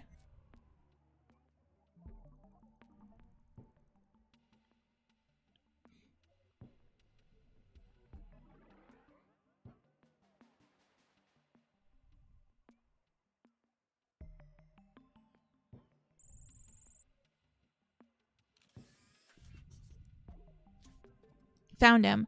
Now we can have him arrested before he can steal the heart and score a decisive victory for the New Dawn. But why are our enemies siding with them?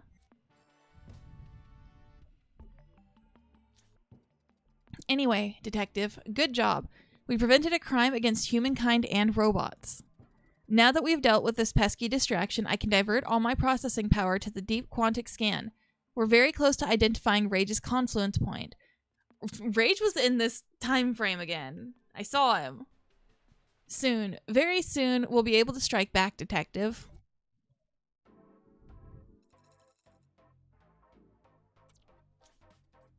Chimera was clearly trying to save Rage from our deep quantic scan, but you were able to stop her. Good job, Detective. But it's frightening to see those entities helping each other. But now it is time to resume our attack. Deep quantic scan initialized, suspending all secondary tasks. Scan in progress. Deep quantic scan complete. Detective, we're ready. I've identified Rage's confluence point and attuned my temporal interface to it.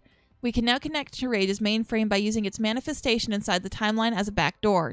The chase can now begin. Rage is hiding somewhere in the Steam Age. Its presence is bound to cause ripples in the continuum, however small. I'll search for any sign of a disturbance, even the smallest one. I saw him! Like, good grief, just let me go and find him. I know where he's at. There, we have something. Are you ready, Detective?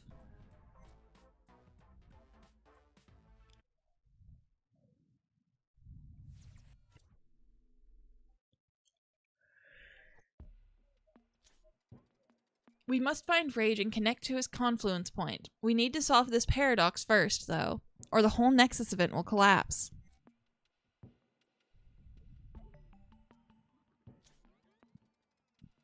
A rich nobleman was robbed near the Central Canal, and he's pining for his loss.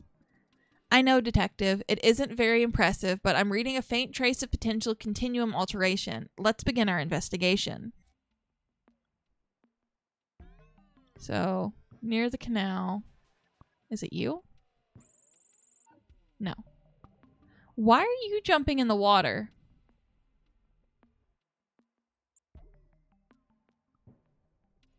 Are you supposed to be Jack Sparrow?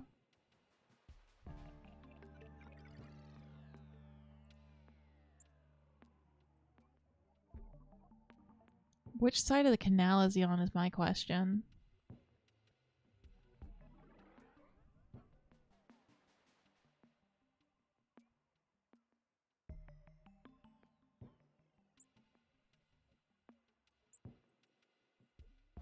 Oh, there.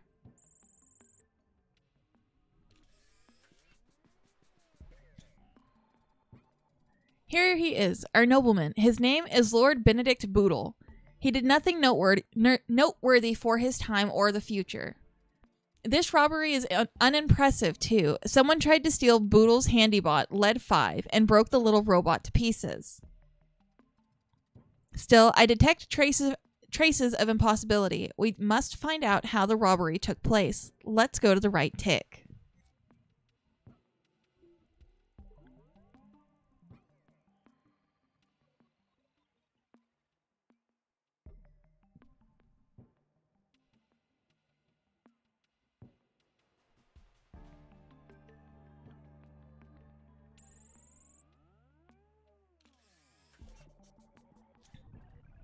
There. From what I can tell, Lead 5 was being dragged away by an invisible force. I detect a faint energy trace from some sort of magnetic device. Find out where Lead 5 has been taken.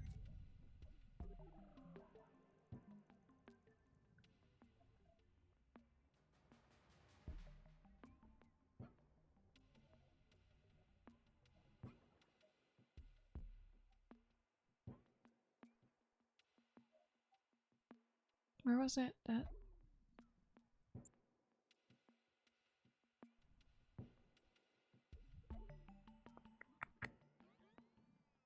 there's a graveyard of robots there.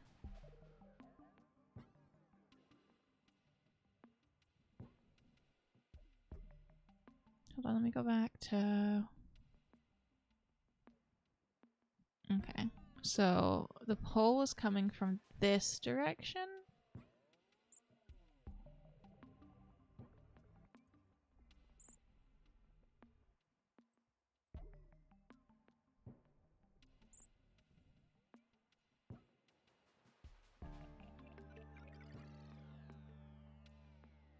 Not over here.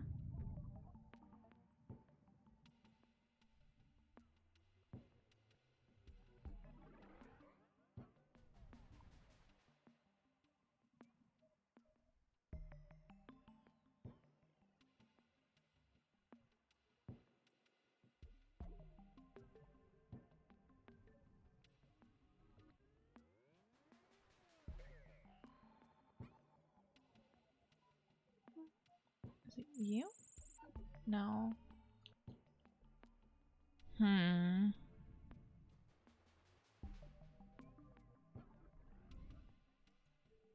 Buddy, what are you doing?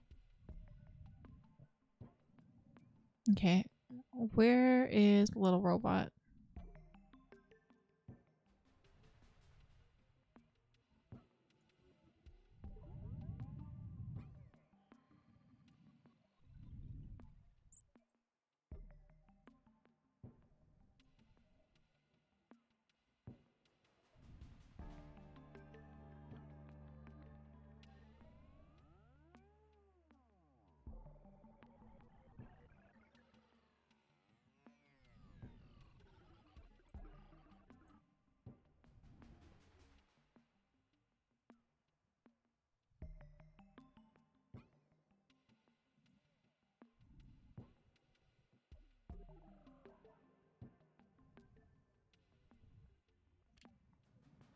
Keep looking and find where lead 5 has been dragged.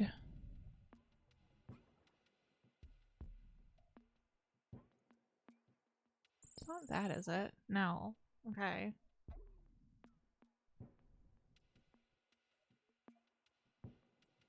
This magnetic pole is coming from here. So it's going this direction.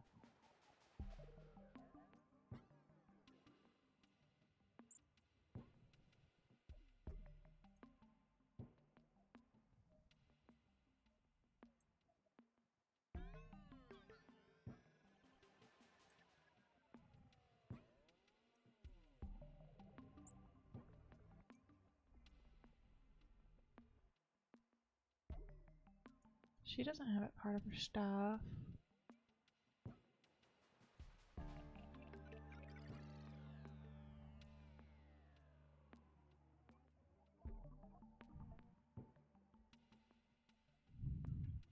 Vanilla, did you see what chaos Joe has caused?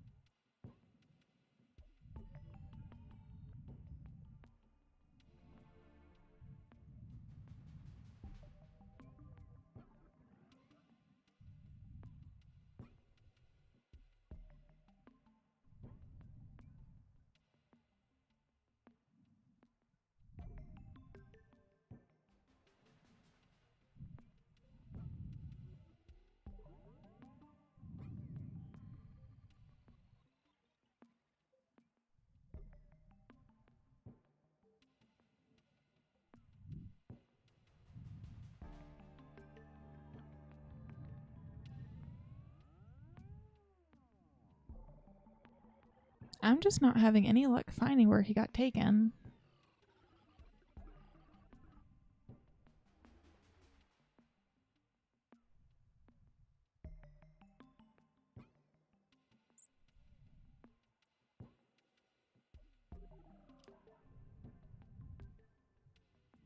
The remains of lead 5 are hidden behind some crates. Okay, was that not the thing I clicked on earlier?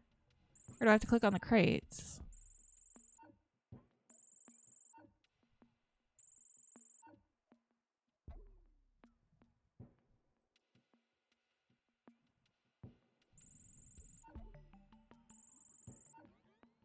Oh, I have to use this stupid thing.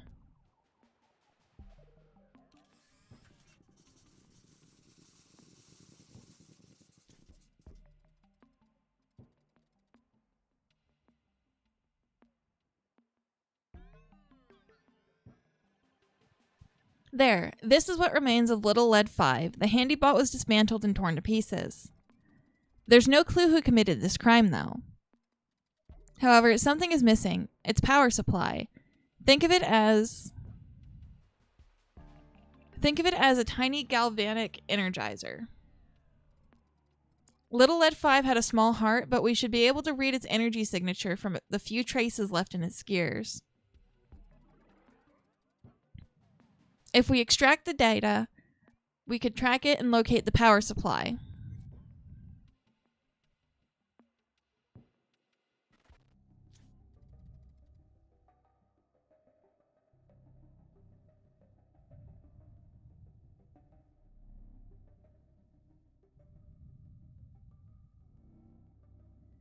Data extraction subroutine loaded correctly.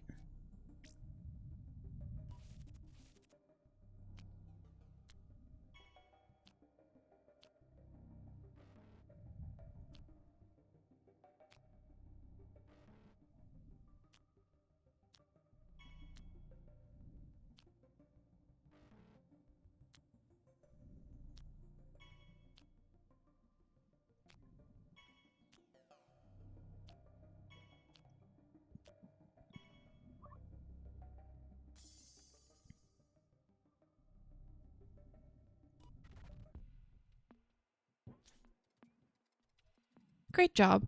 Now that I know the exact signature of this energy, I'll expand the search with my system. There it is.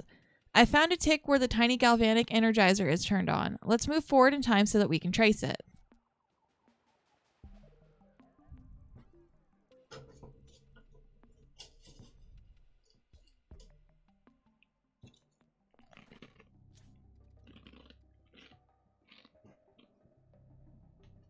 Energy tracking subroutine loaded correctly.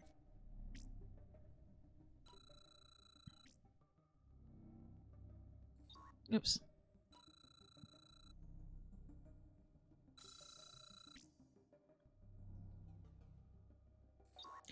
Oh no. Okay, so this one goes faster. What?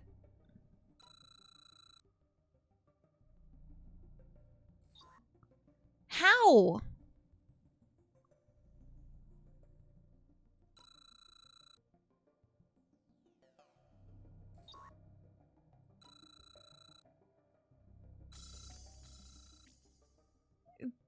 That was weird.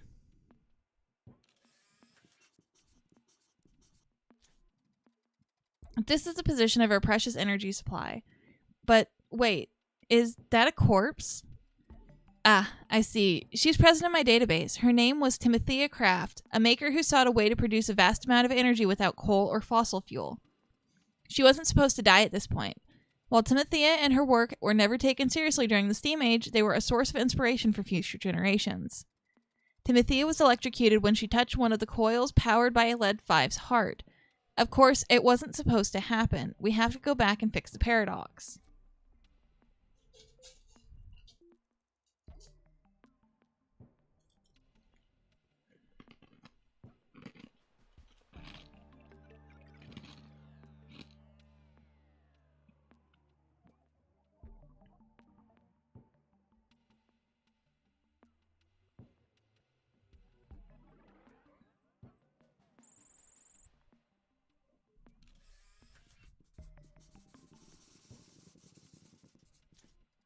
There. She's holding the power supply. Wait. Emotional readings are off the mark. She's angry and unnaturally so. Perfect. Brilliant. This is clearly Rage's doing. This is our chance to attack his mainframe. First, though, we have to prevent Rage from messing with Timothea's emotions. Let's start at the beginning. We should follow Timothea throughout her day so that we can spot any sign of a rogue AI. I already know where he is!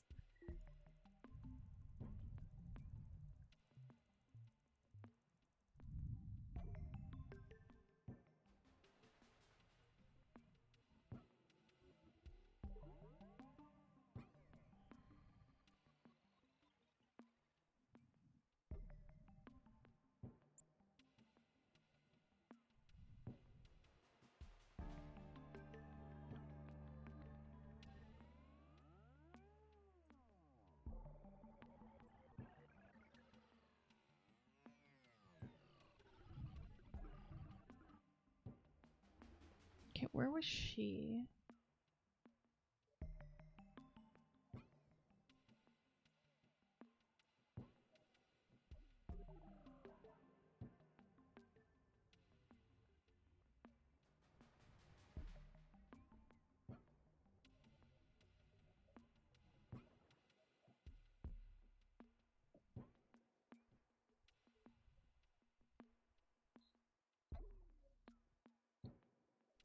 Why is there someone in the chimney?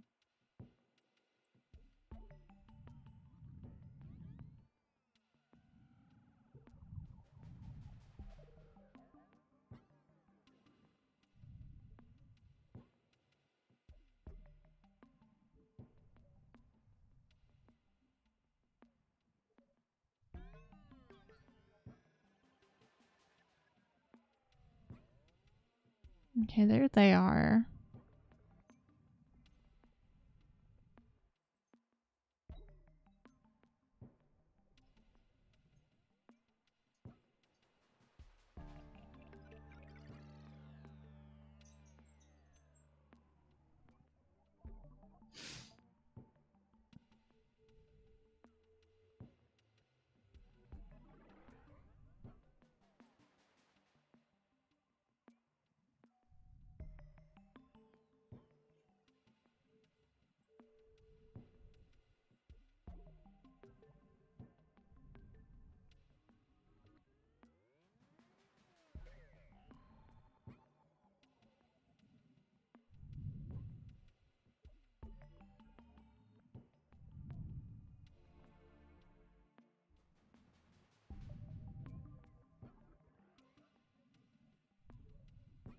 Hmm.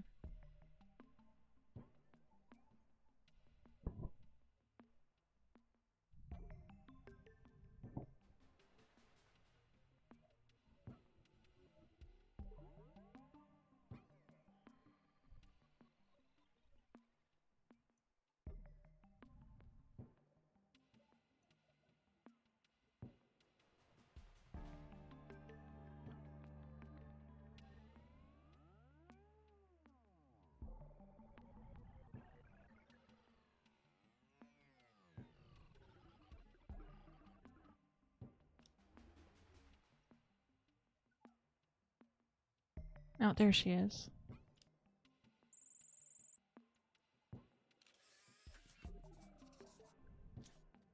Oh, poor Timothea. That was to be expected. Those nobles couldn't fathom a world without Cole, a world without them.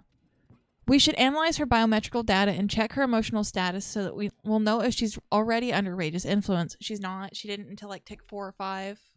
Tick 4, I think.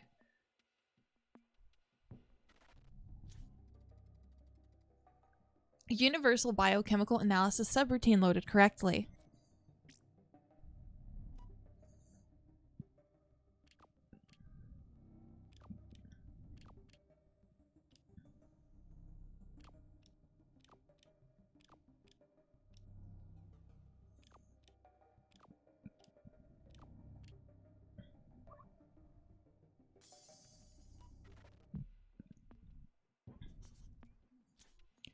Negative. No sufficient anger was detected.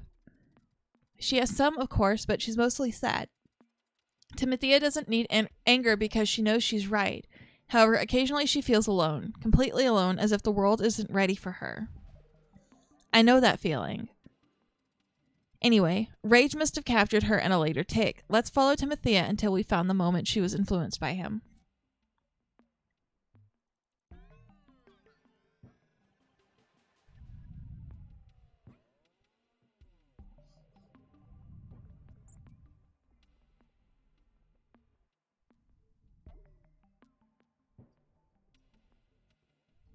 She hasn't made her way up there yet.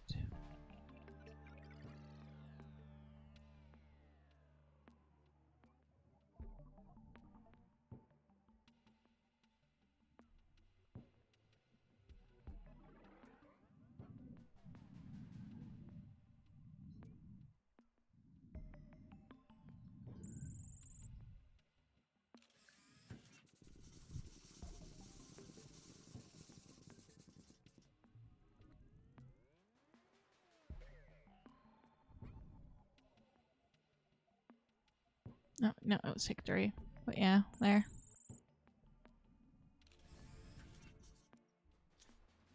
Found him.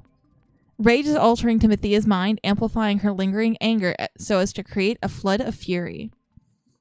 Blinded by this hatred, Timothea will try to exact vengeance on her enemies, the rich and the nobles. For that reason, she stole lead 5 from Benefict Boodle, a wealthy nobleman.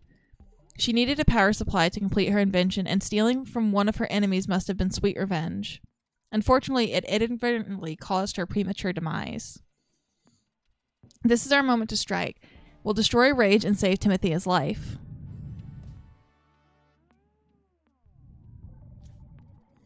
Attuning temporal interface to target confluence point. Analyzing Rage temporal manifestation. Backtracking signal. Establishing connection. Done. Detective, I've isolated Rage from this Nexus event and found his mainframe. We can go back to the central system and launch our attack.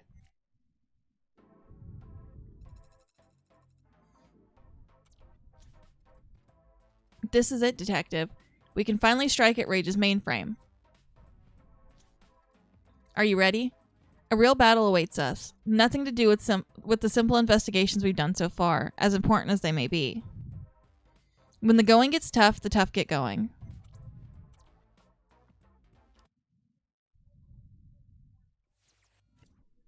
The Red Ravage. The time has come, Detective. We're ready to confront Rage and put an end to his intrigues once and for all. But the situation is more complicated than expected, as I'm afraid Rage has hidden part of its source code in some items, which we call vessels. We have to find them before I can connect to Rage's mainframe and face it in battle. I did a scan of the environment and identified 3 vessels in which the Rage code has been hidden. The technology behind the creation of Rage is linked to the Sacred Stone of Mind, one of the relics of Atlantis. We need to focus on finding objects related to human intellect. Hurry, Detective, we need to find them.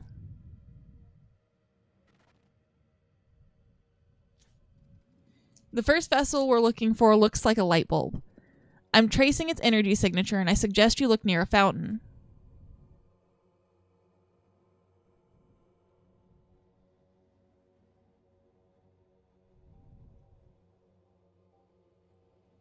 Is there more than one fountain? There is more than one fountain.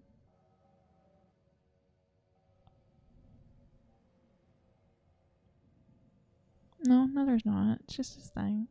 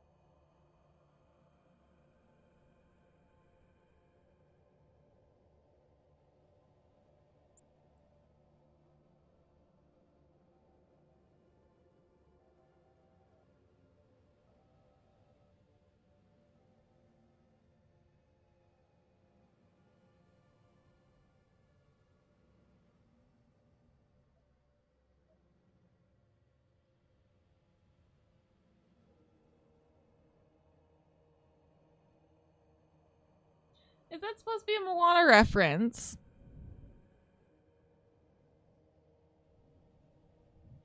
I'm done.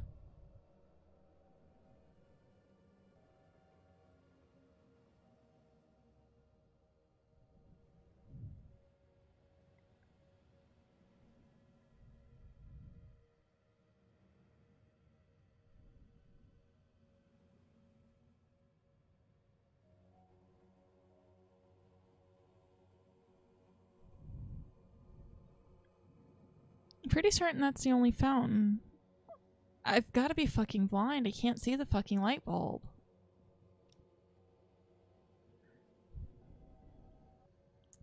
Top of the tower? A tower. Wait. Oh! There is more than one fountain.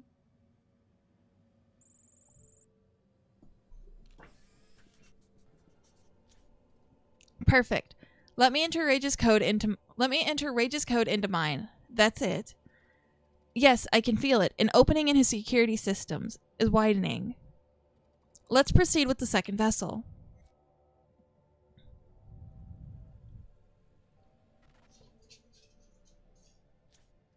Let's not waste time. I shake at the thought of the coming battle. The second vessel you need to find looks like a gear, a typical representation of the mental processes of humankind. Detective, check the Tower of Arts.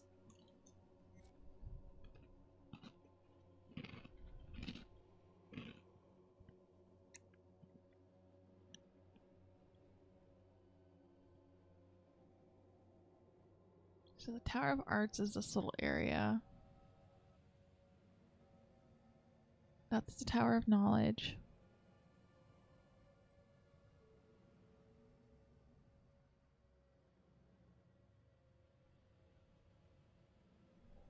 A gear. A gear.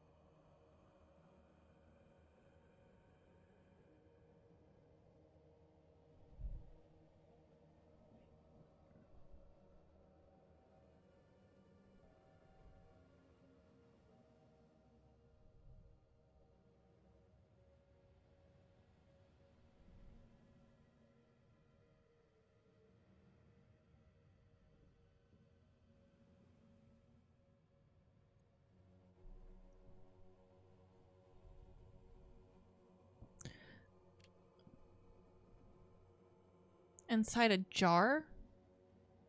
Do I have to break things?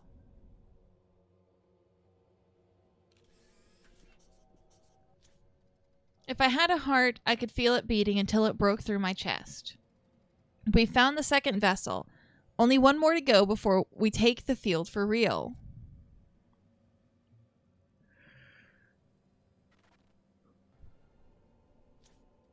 Just one last vessel before we face our enemy. Rage can't hide very long. Sharpen your eyesight, detective, and look for a compass. So it must be a circular shape. Gee, there's a lot of circular shapes here, buddy.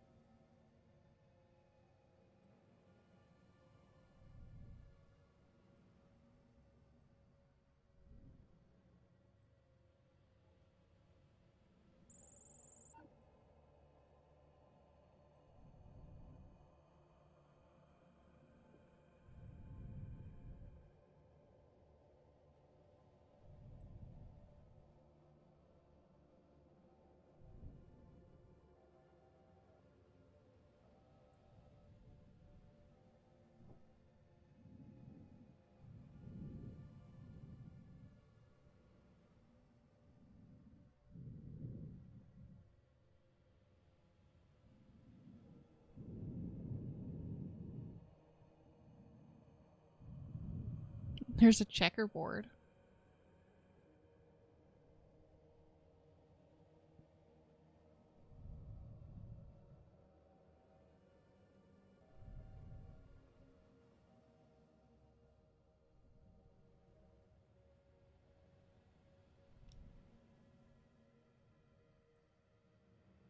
Tower of Leisure. Okay, so I was right by looking at the theater area.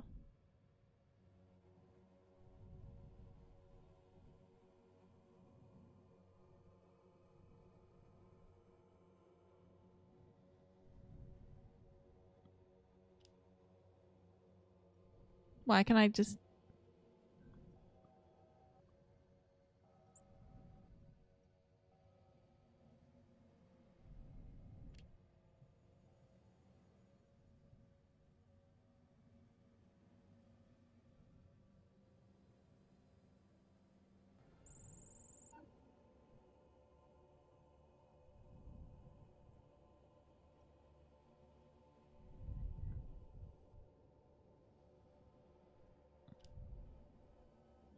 in a round window?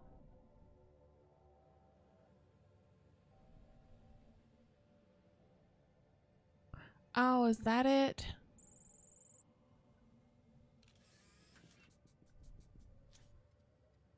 Yes, yes.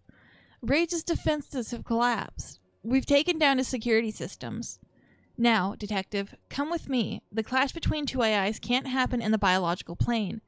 Trust me, I know what to do.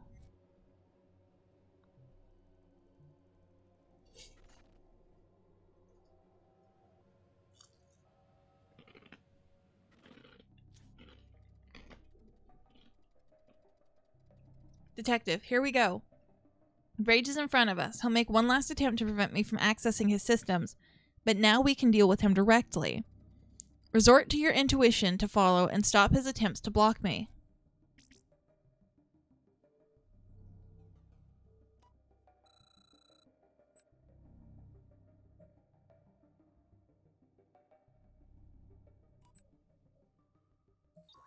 No?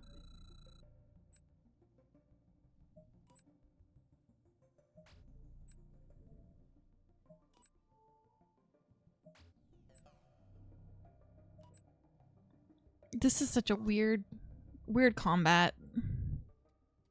No. No! How dare you! I shall not be defeated. We did it. Rage is stunned and I can finally fight him in single combat, or whatever you humans say. It won't be easy, but we have all the tools we need to win. Follow me, Detective. No.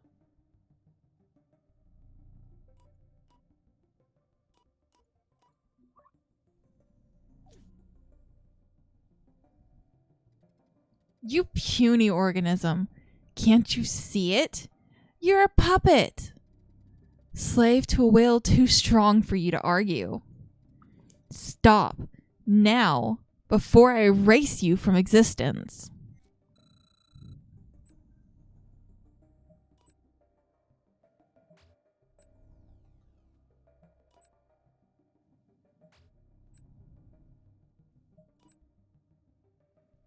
No, that would have been the light bulb.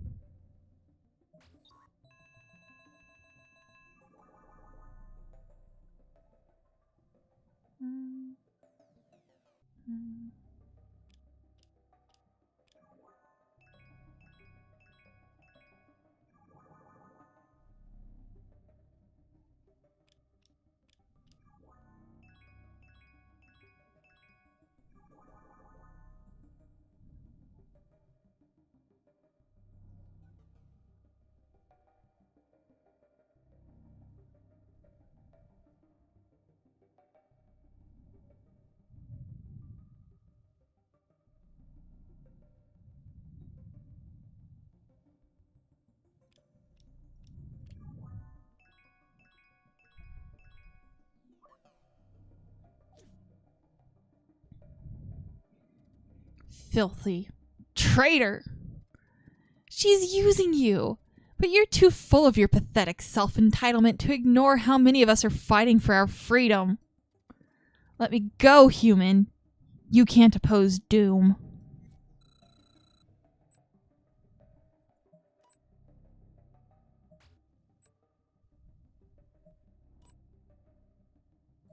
No, that was that one. Okay.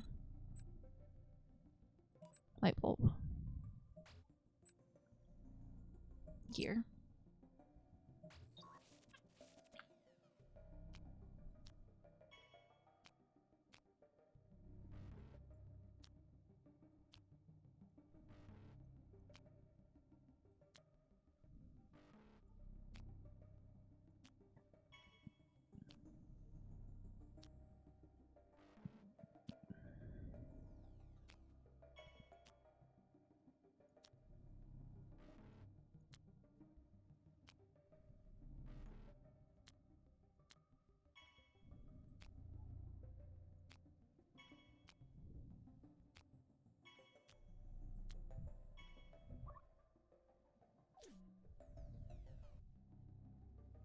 No, I won't accept this.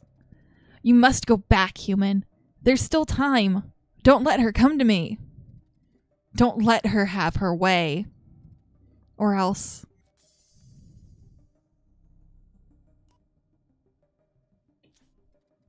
Detective, we won.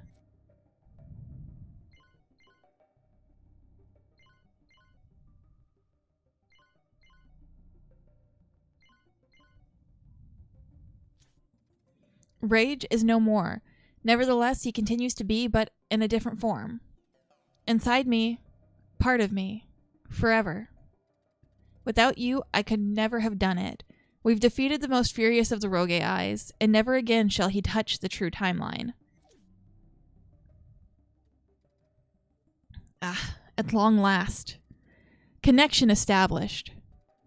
Don't be alarmed, though. I mean you no harm. She'll be back soon. So, we can't talk now. Don't speak of this. Ever. I know you won't. As I know what you did the day before joining the agency, you couldn't sleep. You talked to your cat the whole night. It was sweet. It was weird at times, too. Okay, then. Detective? Detective, are you there? Oh, good. For a moment, I thought I'd lost you. It's done, anyway. Rage's energy signature has vanished from the timeline except for a tiny trace, the one in our HQ. With time, my subroutines will assimilate and dismantle what little is left of our foe. We've won our first battle.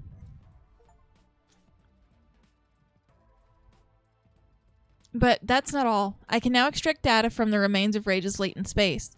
It isn't much, but at least I got some coordinates. I know where and when the key attack on the information age will happen. It's time to go, Detective. So this should be the last one for the information age.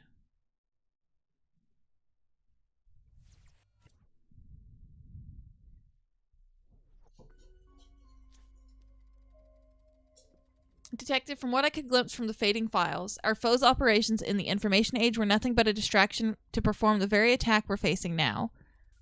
We don't know much, only that everything should start with an informatic attack of some sort. Let's begin our investigation. The systems of a nearby bank have been hacked. Locate it as soon as possible, Detective.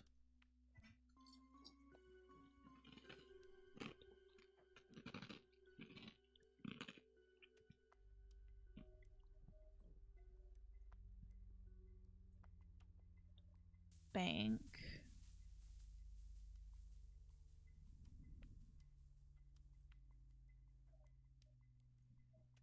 This one?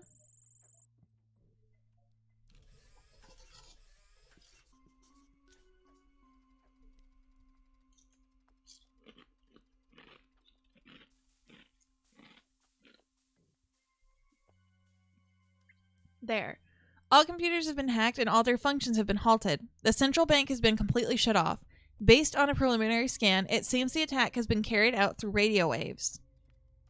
Yes, Detective. A weeping man? Oh, I see. He's in my database. His name is Gianni Pecorella. And during the information age, he was perhaps the wealthiest person in the city. He owned the central bank among countless other assets.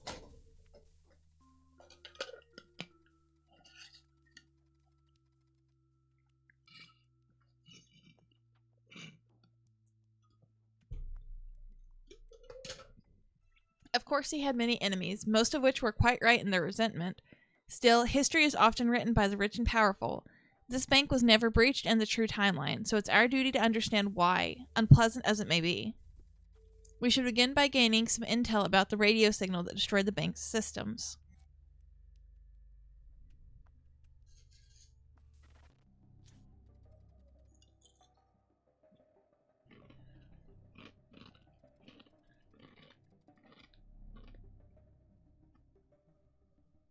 Detective, in order to locate the origin of the radio transmission, we have to first decipher it.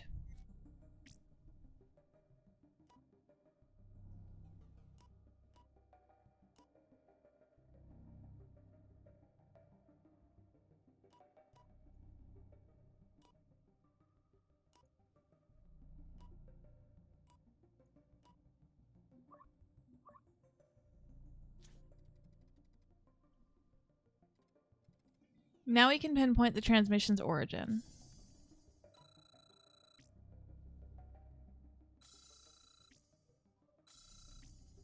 Okay, so I don't have to wait for that to get closer.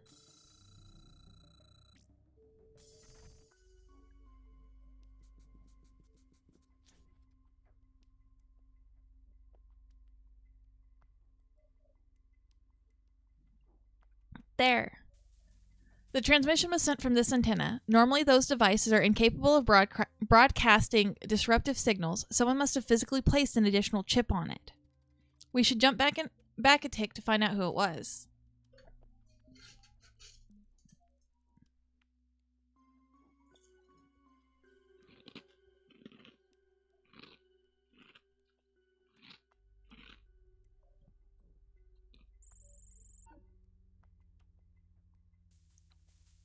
Just the Rick and Morty stuff going around the damn town.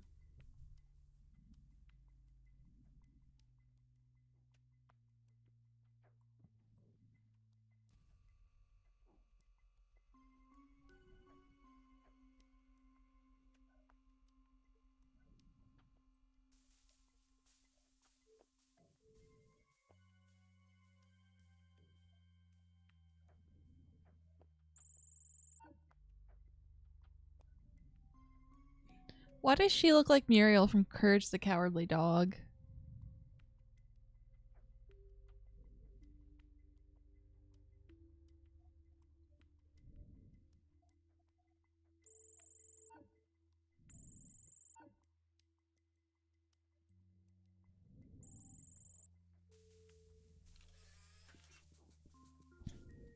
Good job, Detective.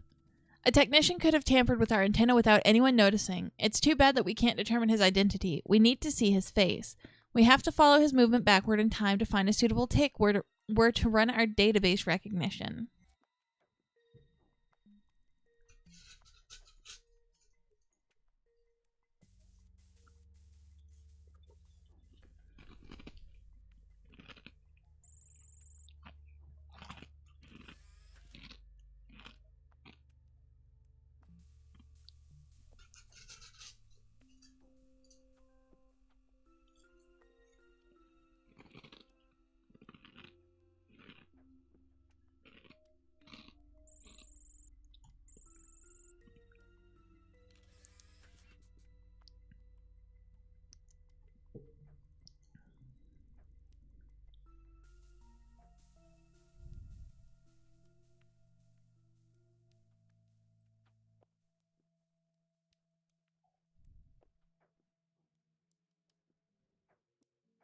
Wait, why is someone from the Atlantean Age here?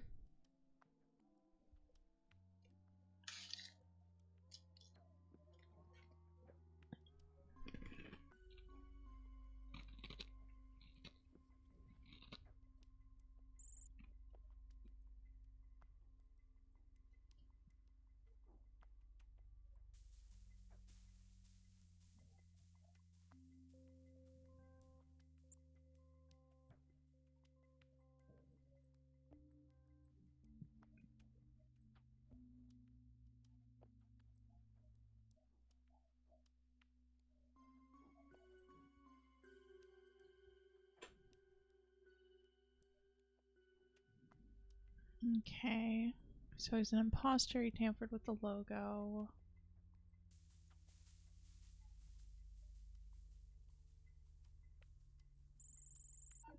No. No. Not there.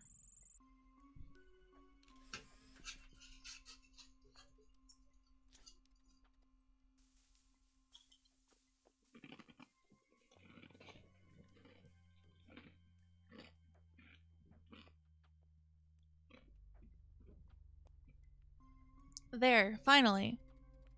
You did it, Detective. I don't even have to run a database recognition to know who we're dealing with. Our false technician is the rather notorious N30, a hacker not affiliated with any crew. He rose to prominence during the end of the Information Age when he publicly revealed that New Dawn was preparing a global-scale attack. For many, he was a savior. For others, he was a traitor. To this day, we still don't know the truth. Still, we know one thing. N30 had no ideals. He was a mercenary in the information war. If we want to figure out what's happening, we have to find out who hired him. Let's fight N30 with his own weapons. In this tick, his PC is on, so I bet we can access his personal data.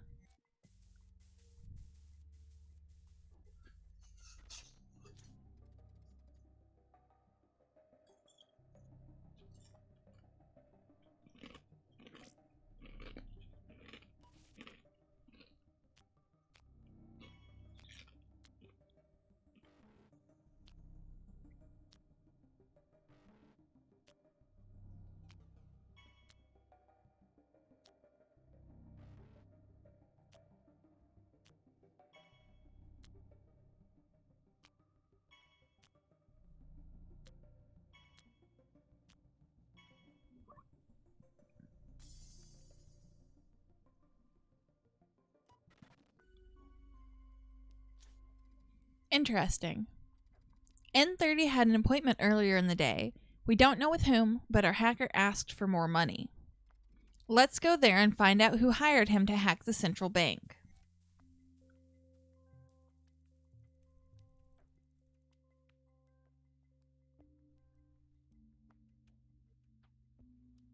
So that was tick 3.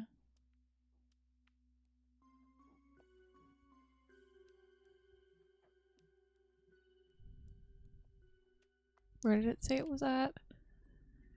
Appointment earlier in the day. We don't know with whom. Okay, it doesn't tell me where.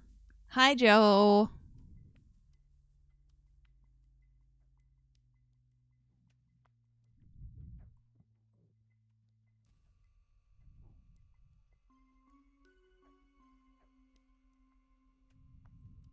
What does this guy look like again?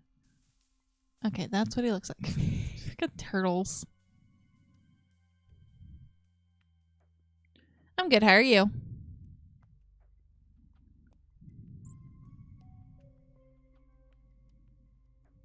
Okay, there's Axel and his band.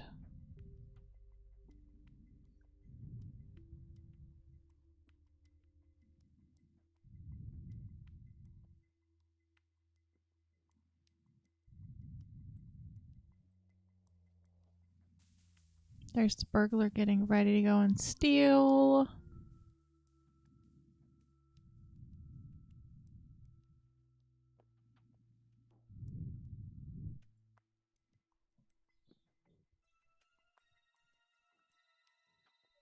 Oh, what'd you eat?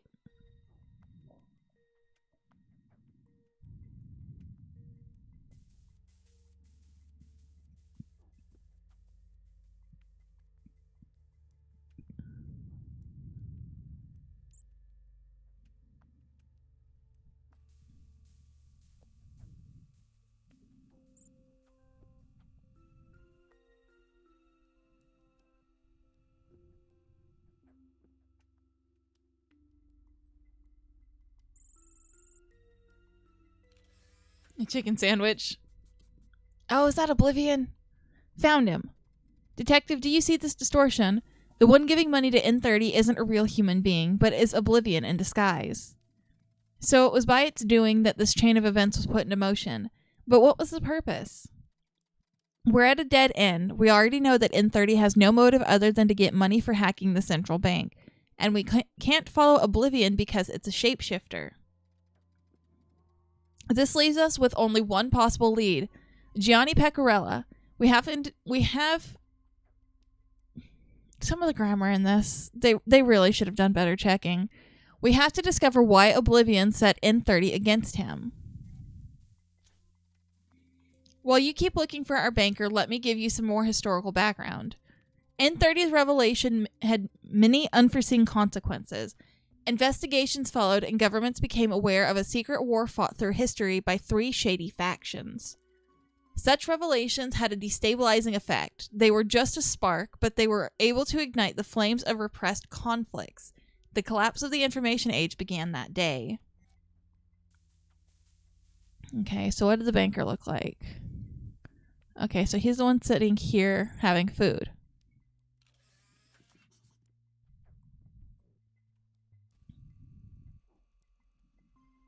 Okay, after he has food.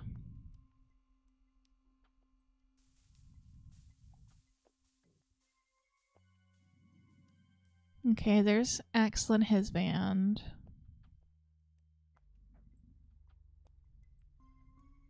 Okay, you. He's doing good. He's off napping.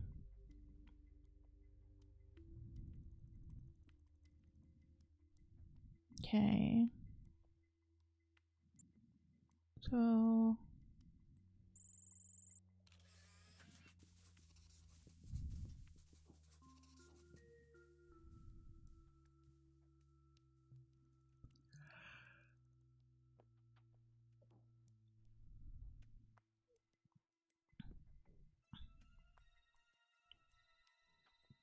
Okay, we're on tick 4. Where did he go?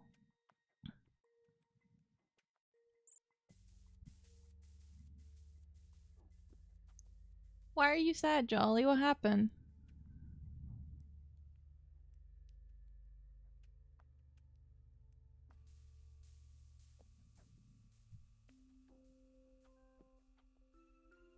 Aw. So they pushed it back a bit further. I mean, that probably means that they're trying to make sure everything's perfect before they toss it out, and I can understand since it's such a much awaited game, but at least we have an actual date for it now.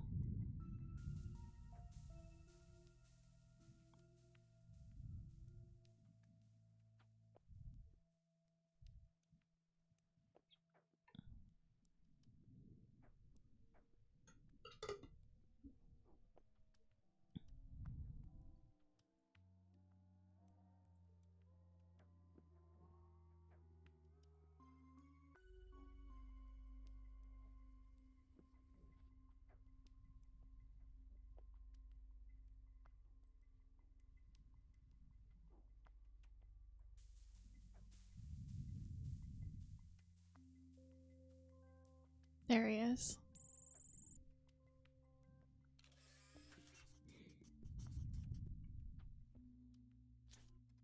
There. He's about to enter his house. We won't see what happens inside its walls if we move to the next tick without obtaining a clue. Yes, detective? Why can't we see through walls? It's easy. All our information about the timeline has been rendered via the quantic data gathered by HQ. We can't look through a wall because in our simulation, there is literally nothing behind it.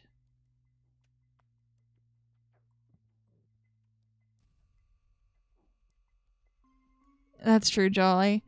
And I don't think I've ever played any of the Epic Mickey games, Joe, so... If only we had more data or another point of view. Wait a second. We have them. We have part of Rage's file in my subroutines now. I can extract his quantic data and create a simulation based upon a different point of view, then use it as a backbone for a new tool that could be useful in situations like this. Let's move forward a bit and look inside his luxurious home.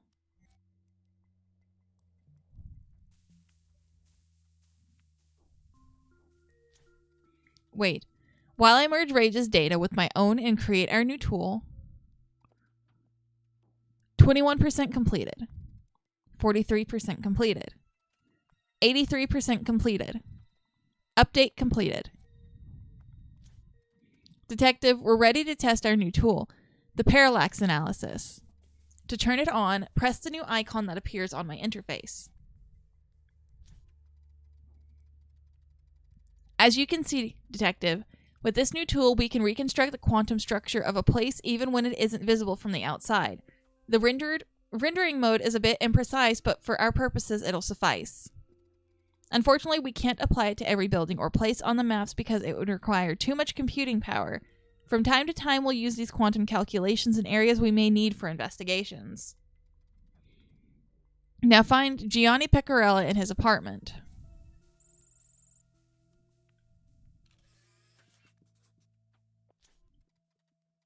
Good job, Detective. You found him. Well, that's strange. He appears to be using an impressive piece of technology. Only people affiliated with the Eye or the Vow during the Information Age had access to such advanced computers. If we can find the mainframe, I'll be able to interface with it. Is it not this?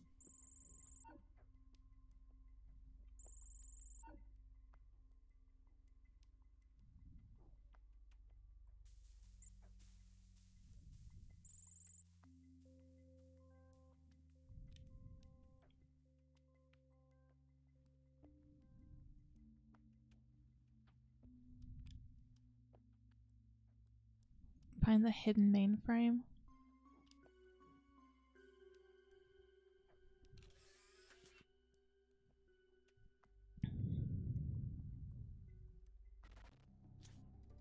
Data extraction subroutine loaded correctly.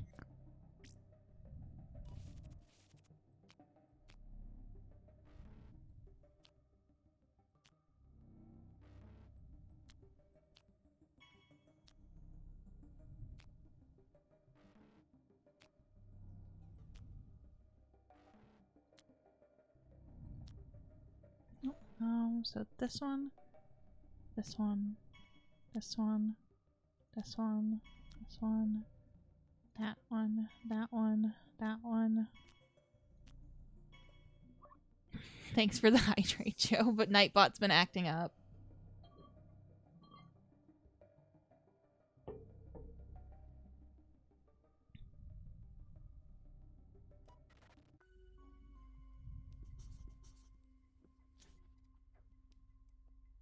Well, this computer had only one primary purpose. It was a security system. It was tasked with protecting the central bank in this house.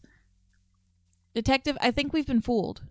Do you remember when we first saw the central bank? Did you notice anything strange? Yes, you're right. All systems went crazy, but still no one took advantage of it. There was no robbery or anything of the kind, unless the actual target wasn't the bank's safe, but this very house. We have to move to that tick and find clues near Gianni Pecorella's apartment.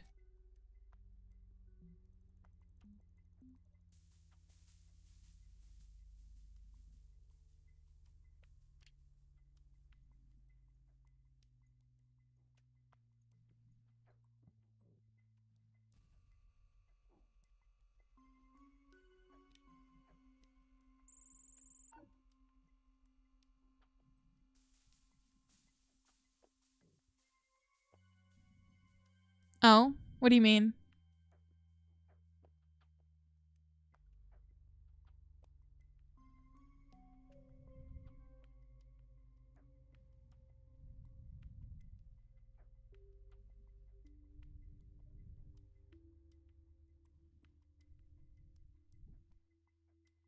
Actually, hold on. I know Cheechin was having a bit of trouble with one last night.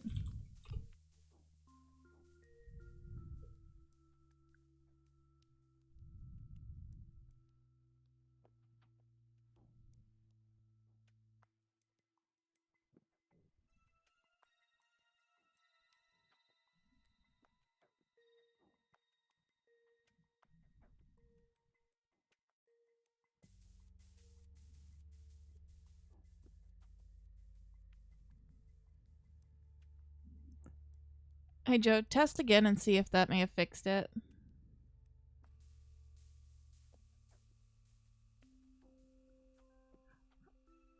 The alerts themselves are part of a thing in the streaming software, so that one wouldn't be related to a bot. That would just be a bug in the streaming software. Okay, it's working now. Good.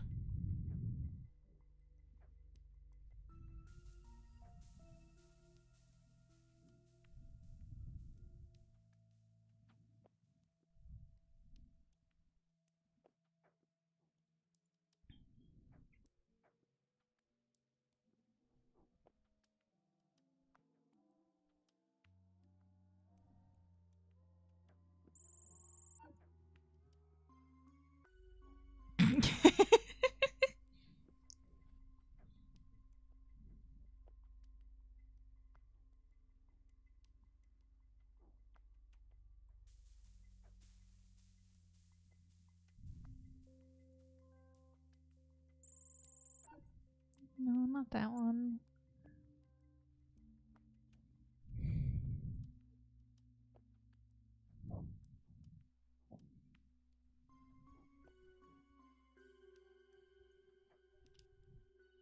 Investigate the vicinity that has to find more clues. There's something suspicious coming from the apartment balcony. Or someone suspicious. Did I not? No, I guess that one doesn't matter. Okay, no, it shouldn't involve them.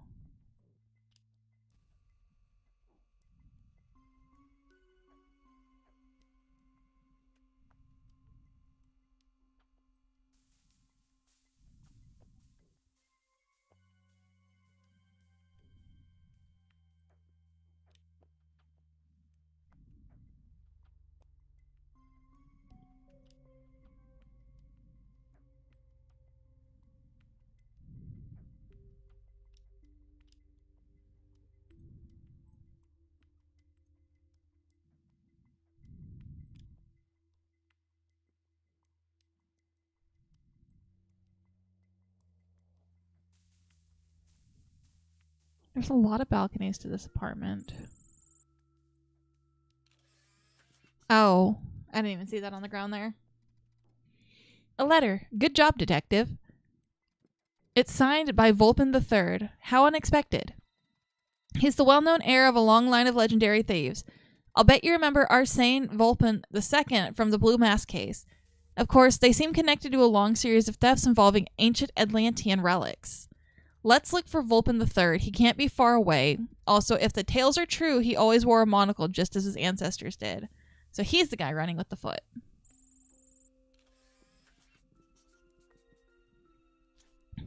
There, you found him. He's running away from Pecorella's apartment with a giant piece of an ancient Atlantean statue in his hands. Now I see why Gianni had such a powerful computer to watch over his treasures. That relic is invaluable. Just like his ancestor, Vulpin III is essential for the true timeline. The whole family seems to be pivotal in the time flow, but we can't let him escape. There's too much at stake. Let's notify the police. Error. Unable to proceed. This action requires admin access. As I thought, even if I wanted to do something like that, there are safeguards in my core code to prevent me from even trying. Well, if we can't stop him, we have to at least recover the loot. Let's move forward.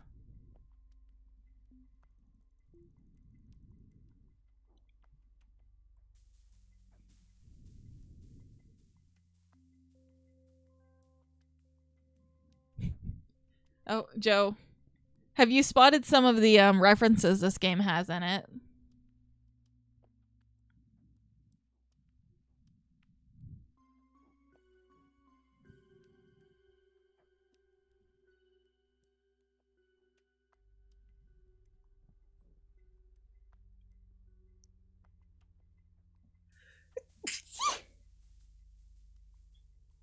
So, one of the references right here.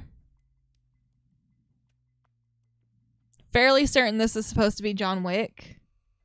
And his dog. Then, let me find him. You've got Rick and Morty.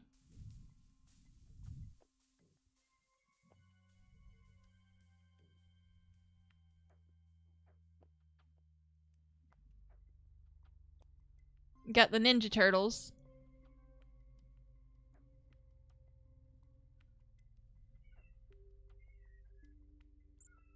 Hold on, I'll be right back.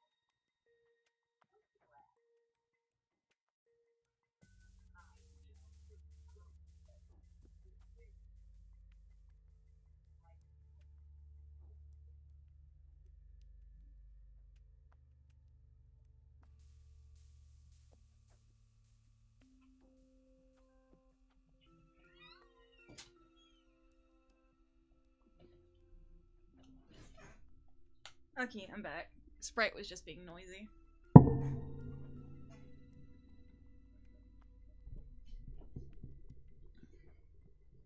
To be fair, Joe, I've never seen them either. I'm just used to seeing the covers of them.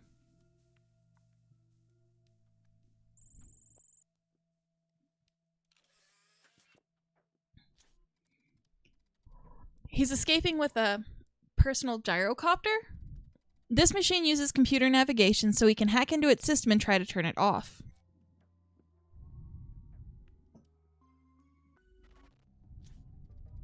Temporal link subroutine loaded correctly. Oh, one of these.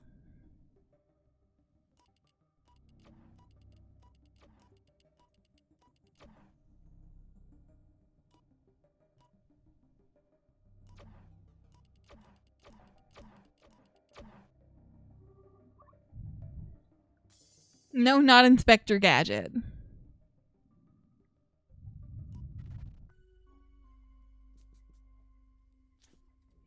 Good job. Now let's see where our thief has landed.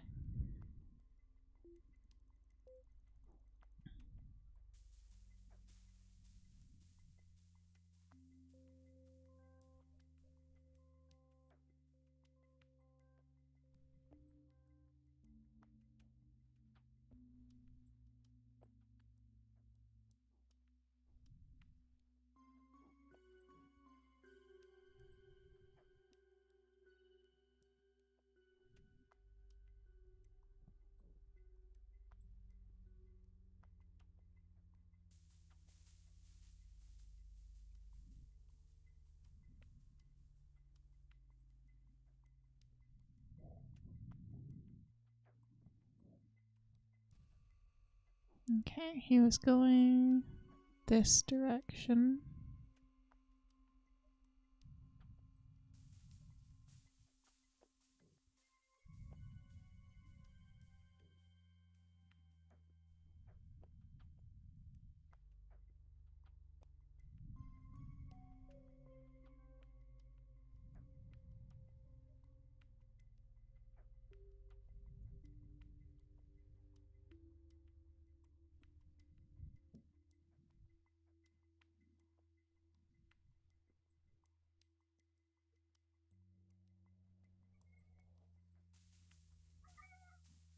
Yeah.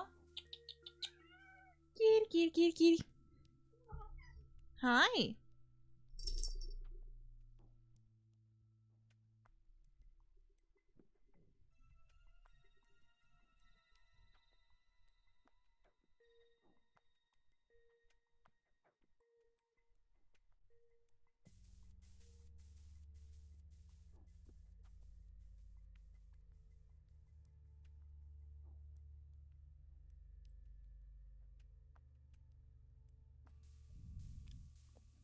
Find the final spot where Vulpin III made the emergency landing. Landed on the terrace of a building. Okay, so he is on a building. Terrace.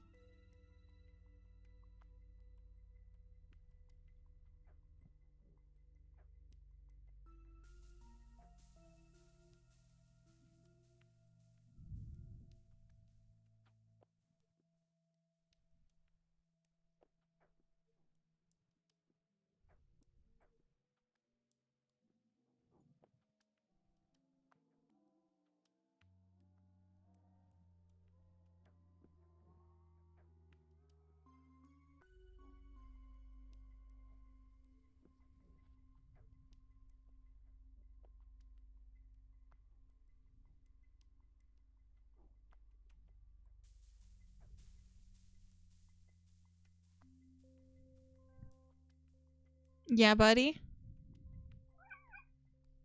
Yeah? Hi.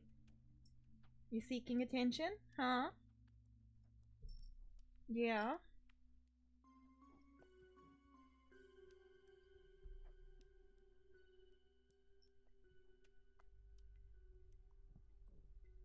Hi, buddy. Yeah.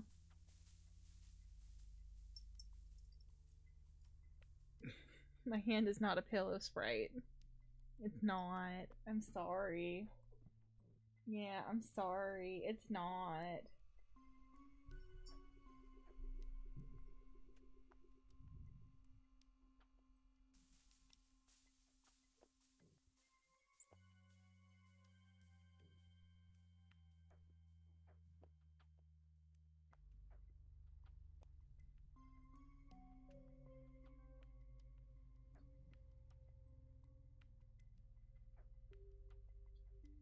Oh, there he is.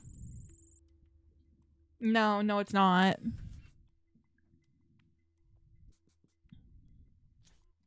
There. He's alive and mostly unharmed, but there's no sign of the giant foot. This is our chance to have it recovered and returned to its owner.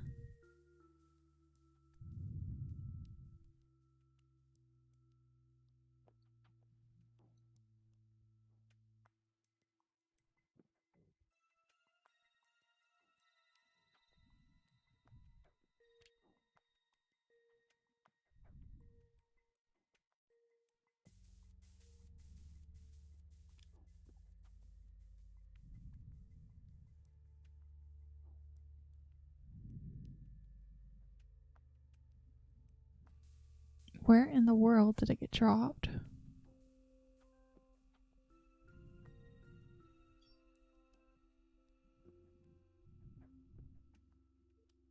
No.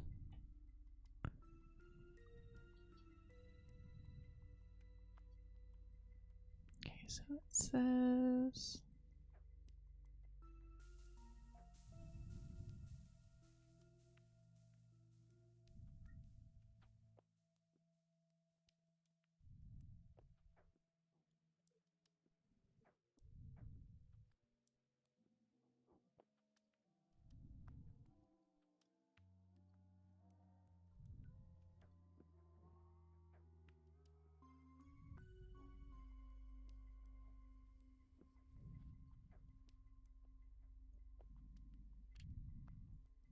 Foot fell into a box. Okay. So do I need to? Yeah. Or not? Okay.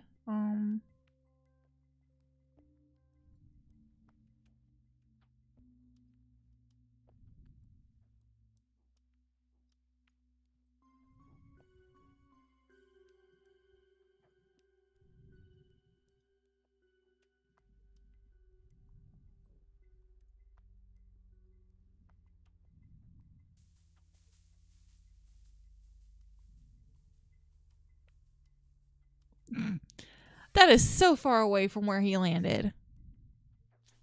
And the path he took. At last, the giant foot. Now I can notify the police and they'll return it to Mr. Pecorella. With this, we've prevented a paradox from happening, and the true timeline will remain intact. Good job, Detective. Still, this feels like a hollow victory. There is still so much we don't know. Why did a member of the Eye have such an artifact? And why does the true timeline demand he keeps it? What was the actual role of Oblivion in all of this? Did it merely create an occasion for an unsuspecting Vulpin the Third, or are they allies? What are the true goals of Vulpin the Third and his family? We have a lot to think about, Detective. Let's return to the mainframe.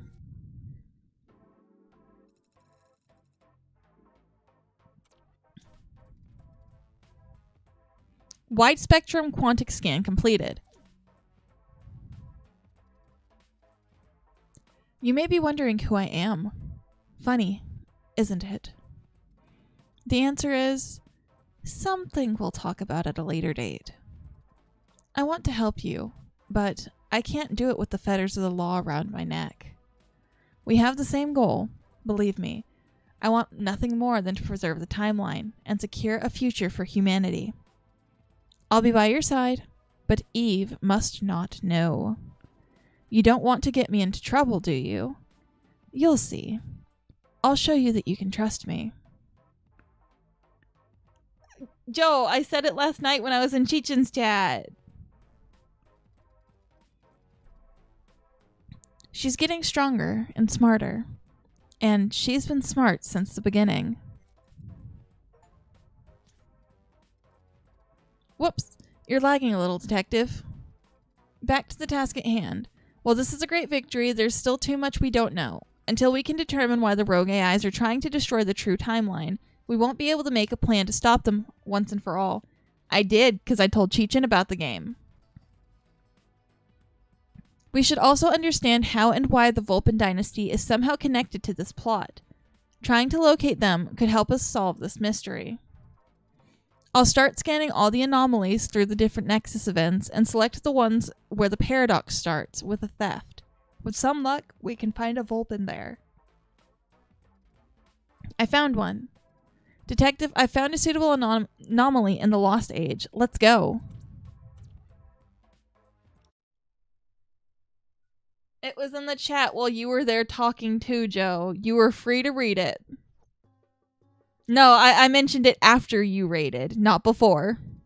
After you shouted me out.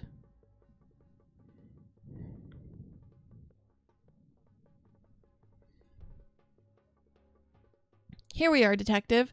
Remember, our task this time isn't only to solve this paradox, but also to gain more insight into the Vulpin dynasty.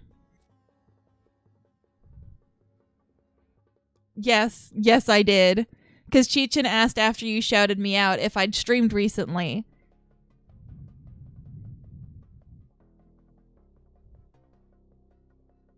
The paradox we're dealing with originated with theft, and the focal point seems to be inside the royal palace. Find it and determine what happened. Joe doesn't care to pay enough attention to me to figure things out.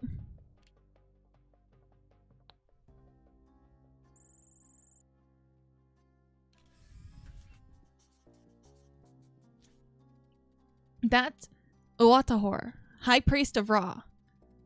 Thrice blessed by the Eye, and then what? Stormborn, the Unburned. Oops, sorry. My information age language pack is showing. No, those emotes aren't saving you. It shows that you didn't pay attention. Let's focus back on our poor, distraught Uatahor. I can't really blame him. He has good reason to be upset. Someone stole one of the most sacred relics under his custody, the legendary Cardinal Blade. You kept your word and didn't mention me to Eve. Good. Very good. You're smart, but that doesn't surprise me. Maybe you don't give yourself enough credit at your age. Let me tell you how we got to this point. I've seen you juggle the plot of time and Atlantis.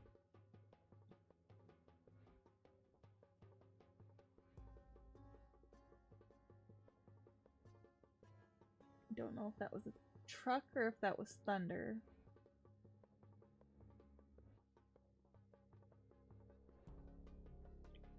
I've seen you juggle the plot of time at Atlantis. I know that you discovered the power of the sacred stones, and how the cult known as Crimson Vow harnessed their power to bring Atlantis to its full glory. It was a glory that was destined to sink, but not quite. What's with my interface? Again, I lost you for a while, Detective. Anyway, I'm glad you're back. We need to understand how the Sanctorum was breached.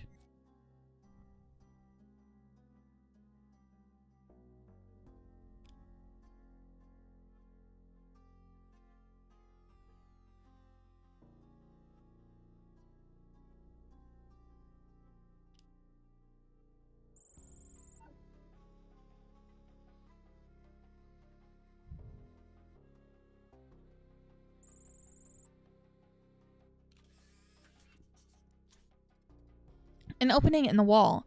Your perceptive skills impress me as usual, Detective. But, wait. Something is wrong. As I tried to gather data on the opening, it suddenly disappeared from our systems. Luckily, I was able to record a faint energy trace. I have a bad feeling about this. We should analyze it right now.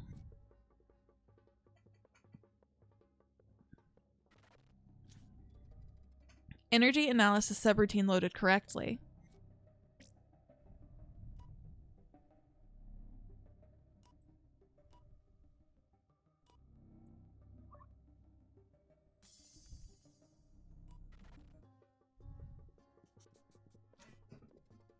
It's just as I suspected. Or, more precisely, feared. The opening in the wall was a space-time anomaly created by Chimera. Look on the bright side of this discovery, Detective. At least we now know which AI we're dealing with. Our job isn't done, though. We need to identify who stole the blade. If our theory is correct, the thief is an ancestor of Vulpin III. We have to find the potential member of the Vulpin dynasty.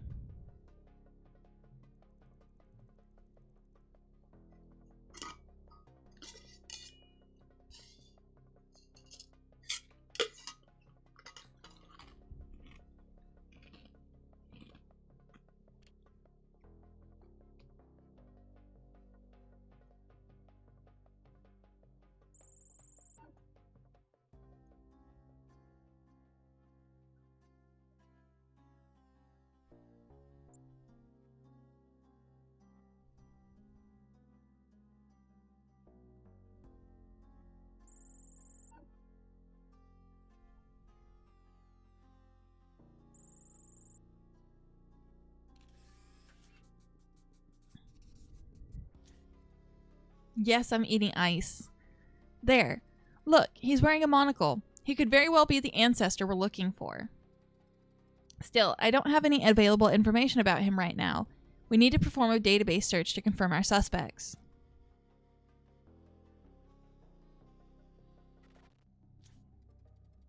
Database match subroutine loaded correctly.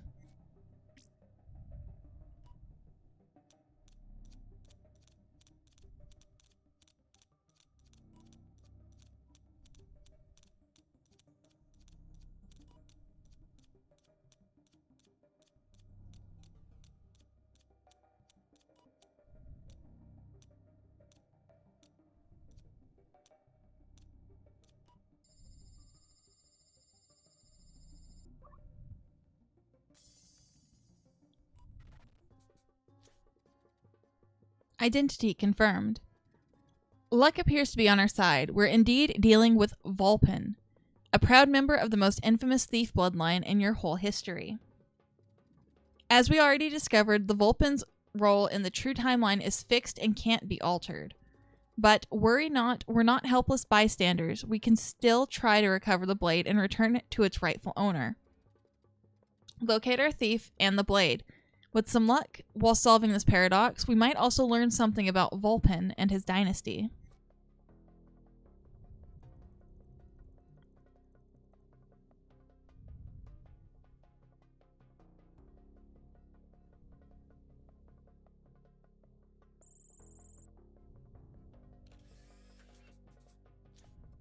There.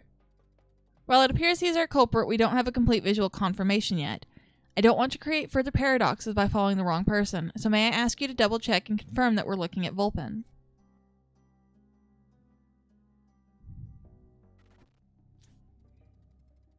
Macro detail scanner subroutine loaded correctly.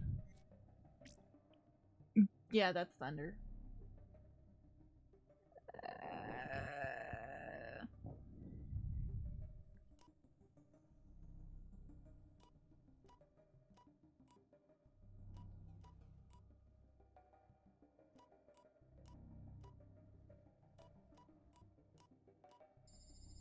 Not Vulpin.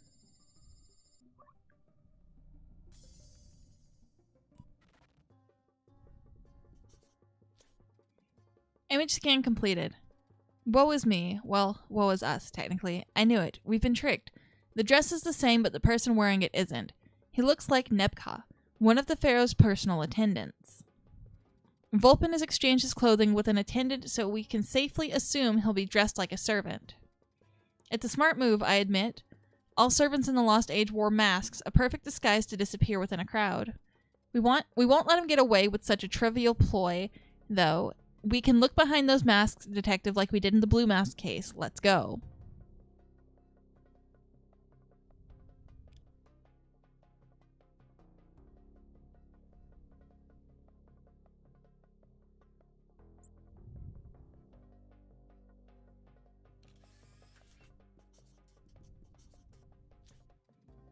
You found him.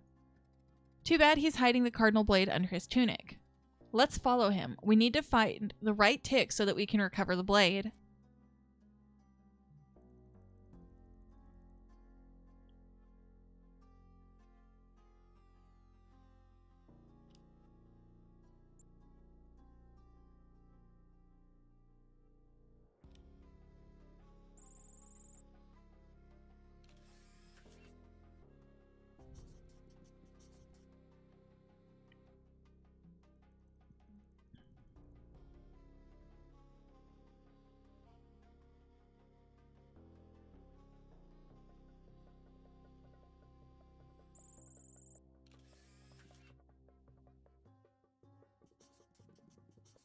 No, it's pouring now.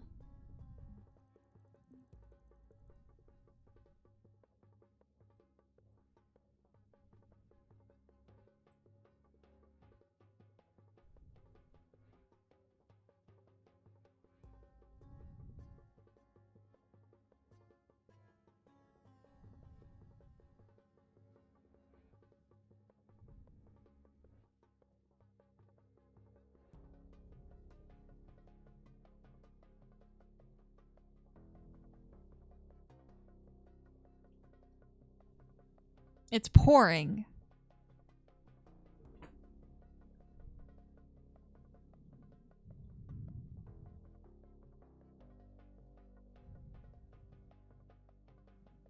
Okay, where are the gates?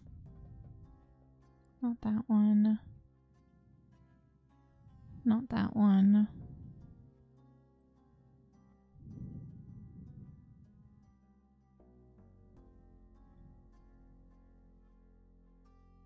There it is.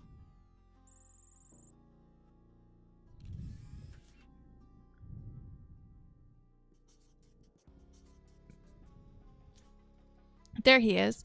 But where's the blade?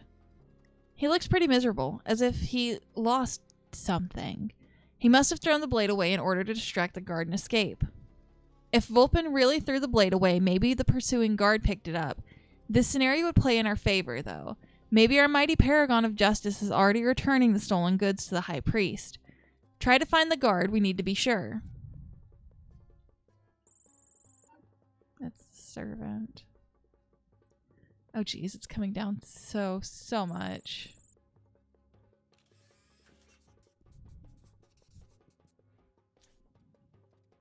Uh-oh. This isn't good, detective. The guard is headed toward the barracks. Most likely she doesn't realize that she's holding the cardinal blade, one of the most sacred and shielded relics in possession of the high priest. If our guard drops the blade to the barracks like any other common item, chances are a follower of the vow will sooner or later find it. During this age, they were undercover, but apparently some were among the guards. We can't let that happen. Hold on, I wonder if you can hear this.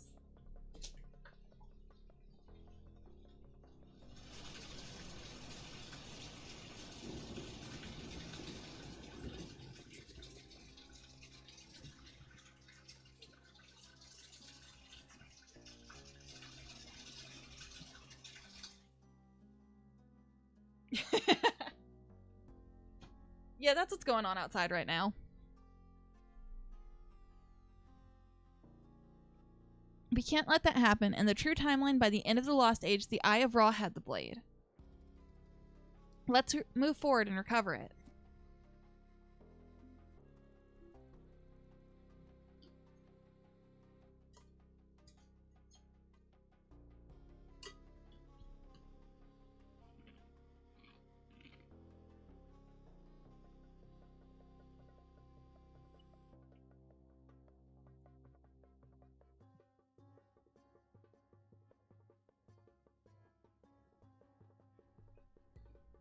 Just a little bit.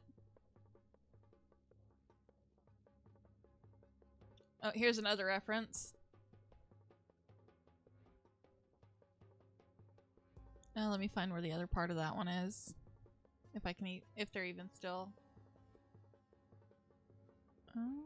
They should be because I see the elephant.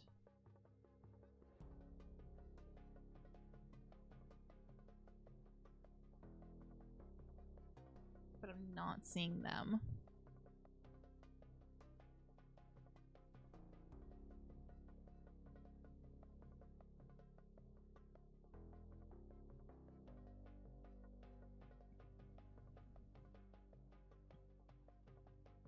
Where are the barracks?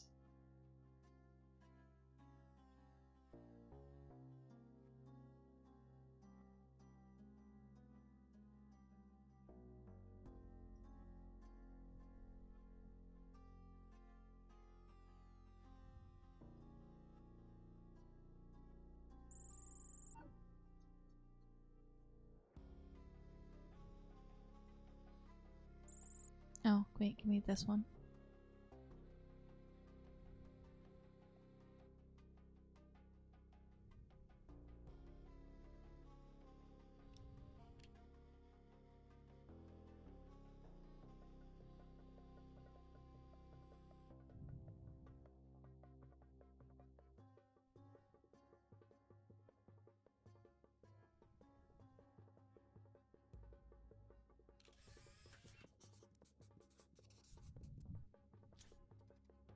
Here's the relic.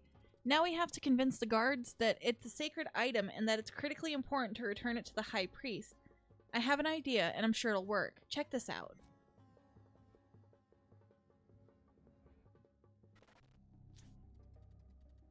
Temporal link subroutine loaded successfully.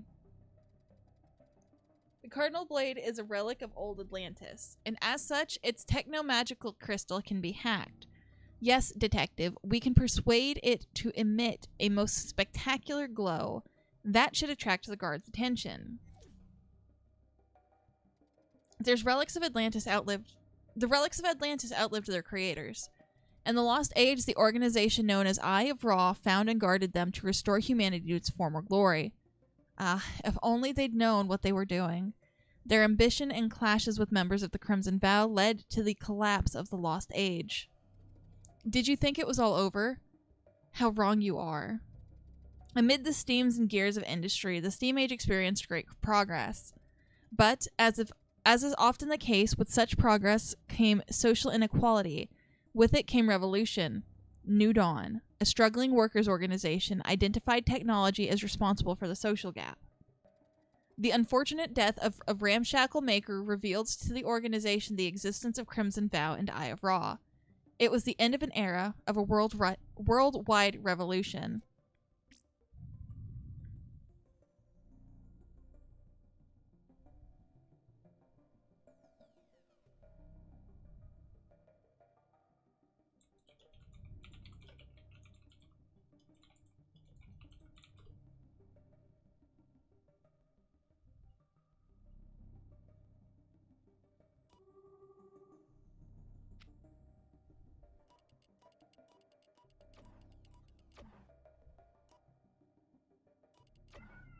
Yeah.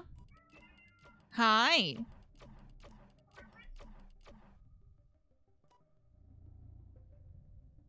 Buddy. You cannot get on my mouse. I am sorry. Here. Right there. You can lay down right there. You can go sleep, take nap. Yeah, you can go sleep, take nap. Right here. Because you and I both know you're not going back outside.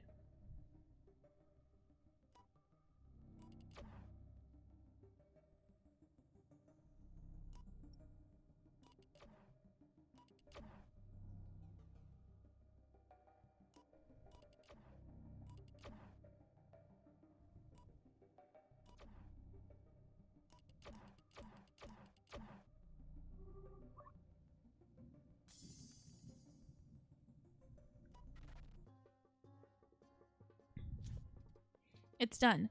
Having witnessed such a spectacle, the guards will surely alert the High Priest. The paradox is solved, and this anomaly will soon stabilize itself.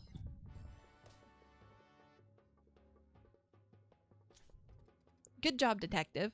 Let's make haste to the mainframe. We have a lot to discuss.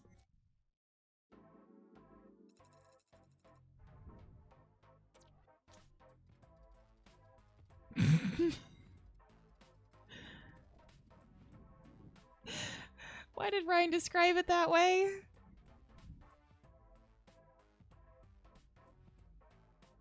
So, Detective, do you think something is up with Vulpin and his dynasty?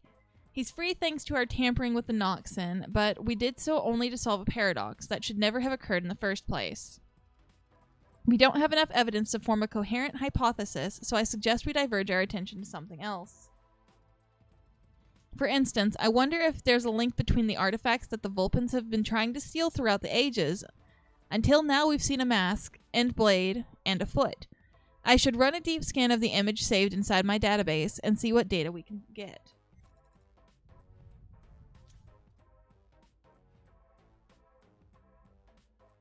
Alert. Alert. Unknown energy signature detected in the Steam Age. Analysis in progress.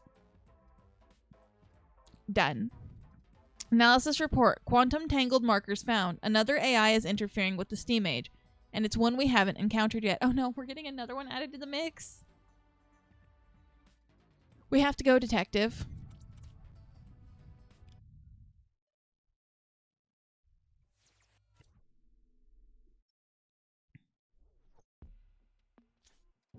Detective, the energy signature we're following clearly belongs to an unidentified AI. While the nature of the signal is unmistakable, its origin point seems quite blurred, most likely because our still anonymous foe is causing a sort of paradox.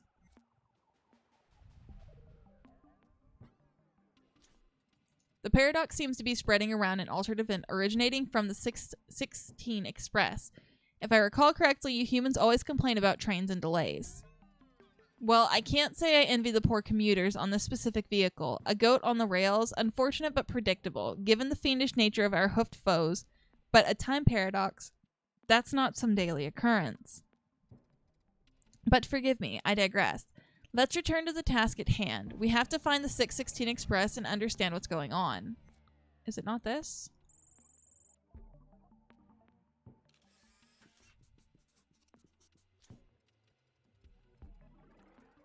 Haven't seen a spider AI yet, so no clue. Workers on strike are blocking the railway. Ah, yes, that isn't very surprising after all. Thankfully, there are no goats. New Dawn is taking the fight to the streets, and the end of the steam age has begun. Still, this isn't what we're looking for. The 616 never left the station, even in the true timeline. In any case, my sensors are still reading quantum anomalies surrounding the train. I meant in the game, Joe. We might be in the right place, but the wrong tick. Let's move forward a bit and see what happens.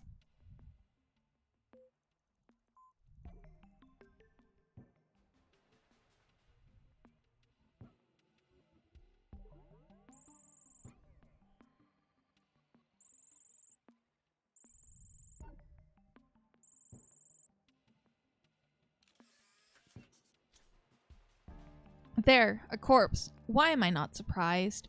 I feel like I'm getting accustomed to violence. Oh, don't mind me. I suppose all old detectives feel the same way. You'll see in due time. But let's return to the unfortunate protagonist of our scene. His name is William Gloom, one of the many makers of the age. Guess what, detective? He wasn't supposed to die this day. Not that he had much time left anyway. The late steam age was a mess, and he didn't survive to see the final days of it. Still, if we're to find our mysterious AI, we need to know how he died.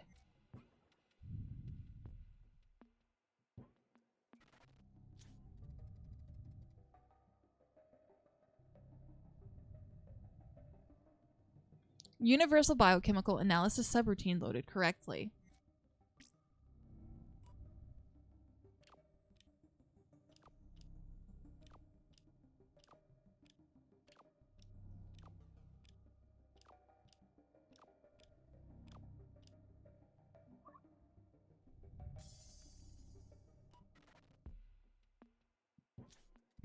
Analysis report.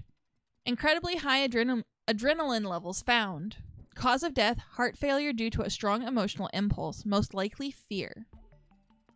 Find the source of his fright. It was something horrible enough to make someone jump through the window of a train.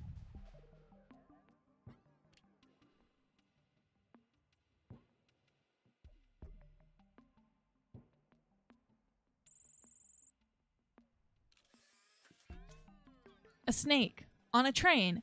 And here I thought at least this reliable means of transportation was immune to the invasion of Ophidians.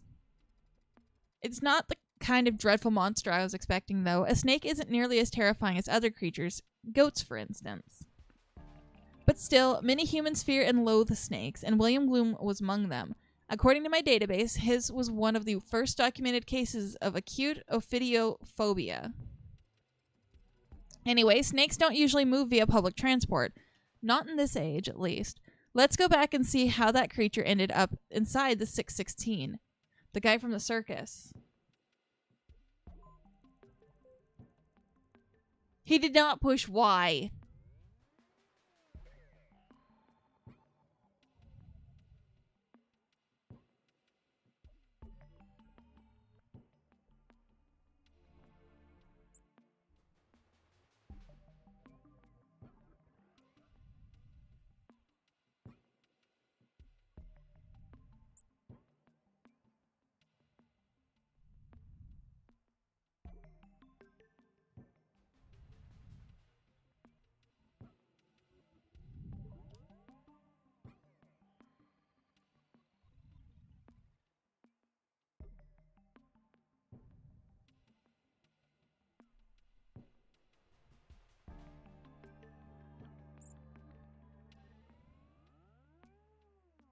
He didn't push Y.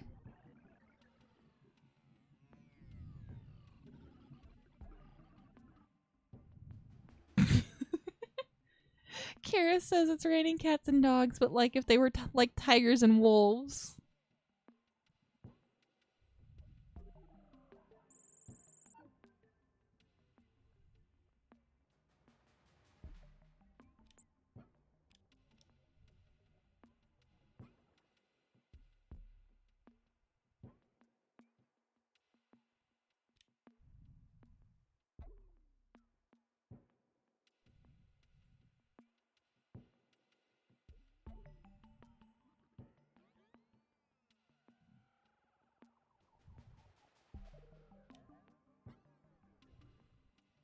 Check inside the train again using the parallax analysis.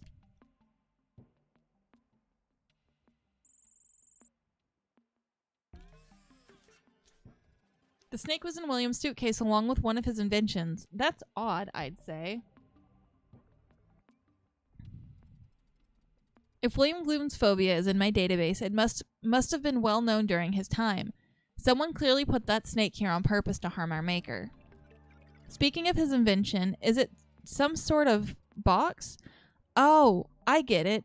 You push that button and then a tiny mechanical hand pops out of the lid and pulls it shut. Frankly, I can't recall any more useless devices, but who am I to judge? Maybe in the Steam Age they considered it a masterpiece of futuristic entertainment. Luckily for us, the device is powered by a battery, so we can track its energy.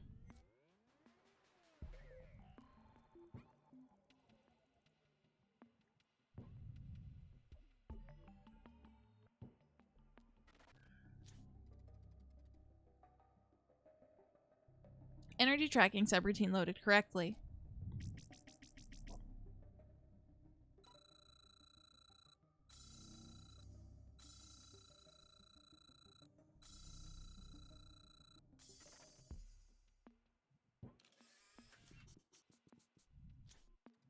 There's the suitcase with its weird contents intact. The woman who's delivering it to William is Lavilla, his wife. What a wholesome family scene.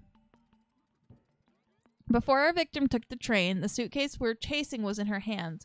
So as far as we're concerned, she's the only one who had a chance to tamper with it. So it's between wolfhounds and huskies, but I technically have 3 dream dogs I want to get should I ever get a puppy again.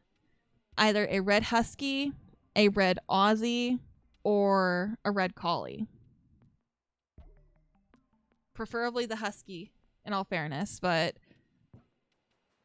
Lavilla is our only suspect for now, at least. Our best shot is to go back in time and follow her so that we can see if she's involved.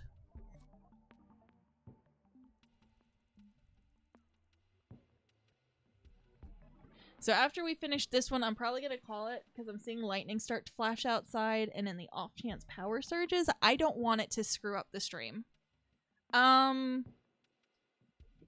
Nothing against healers, just I'd much prefer a husky or a Aussie or collie.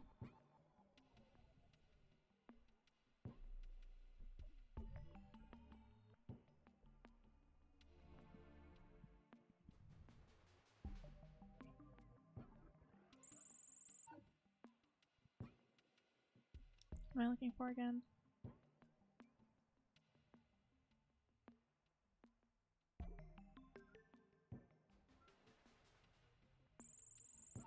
No, that's not Lavilla.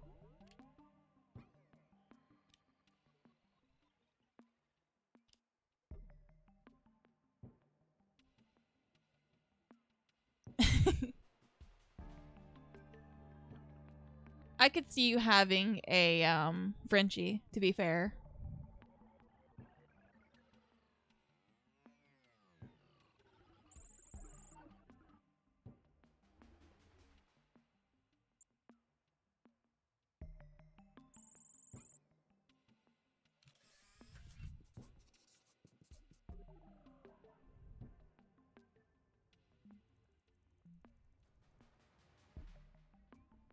It just seems like the kind of dog that you'd vibe with.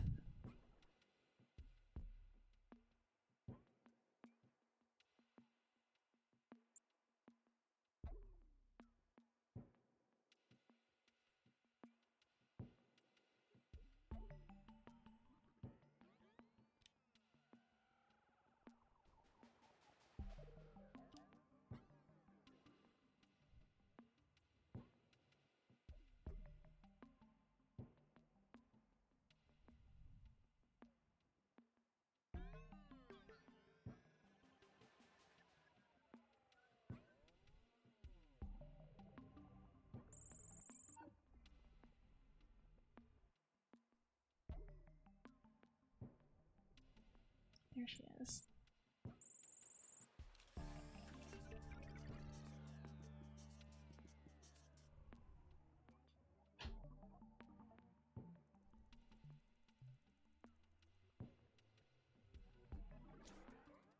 Don't lose track of Lavilla, detective. We moved back just a couple of ticks. And before you ask, no, William Gloom wasn't a remarkable maker. I mean, his self-opening, immediately closing box wasn't some technological marvel. No, he really wasn't a paragon of his craft.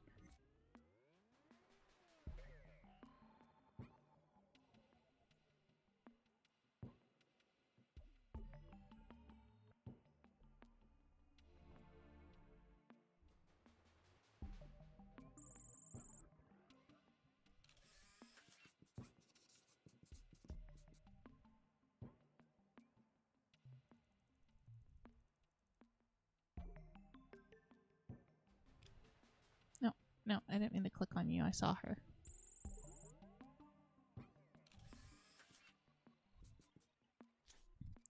At last, something interesting.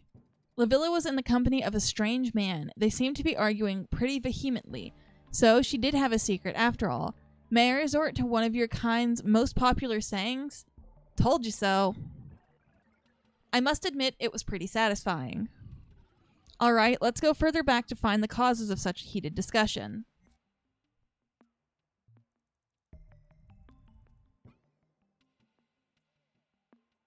Okay, this guy's from over by the circus. Oh. Oh, she's cheating.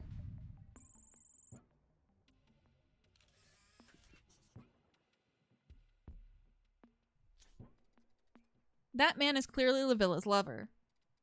Finally, something exciting, detective. What do you mean? It's not gossip if it's relevant to our investigation.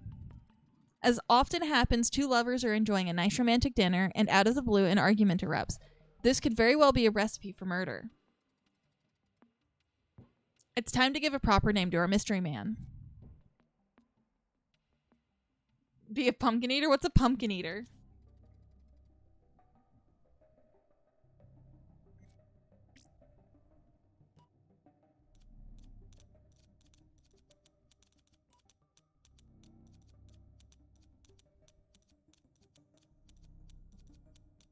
Oh, fuck, I missed.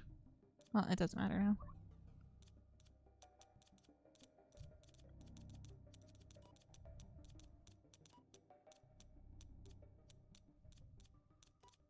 Nope, I messed up. Okay. Nope, dang it.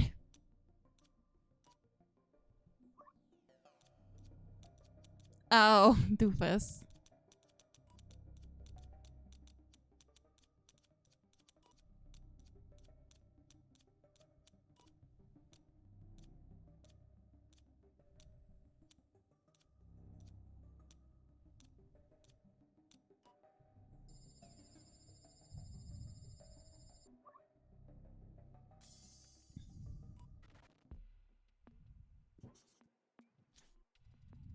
His name is Philemon Beeching, a respectable aristocrat known as much for his wealth as his bad temper.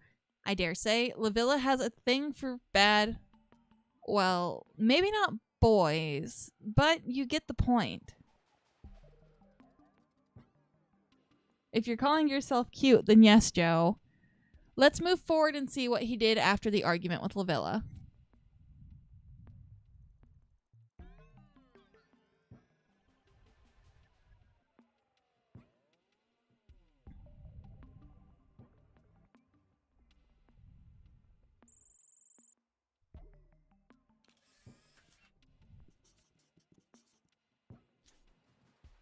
When Philemon crossed paths with the woman wearing a snake around her neck, she disappeared. Wait, we found the anomaly. I detect quantum tangled markers. That woman was sent to another point in time, leaving only her snake behind. Doofus. It's the same snake whose mere appearance killed poor William. In his rage, Philemon should have seen this as an opportunity to punish his unsuspecting rival. Our short-tempered nobleman personally picked up the snake. But who or what could be capable of messing with the time continuum this way? This feat is above and beyond the powers of the AIs we've encountered so far. One thing at a time. For now, we should keep following Philemon until we discover how he managed to get the snake into William's suitcase.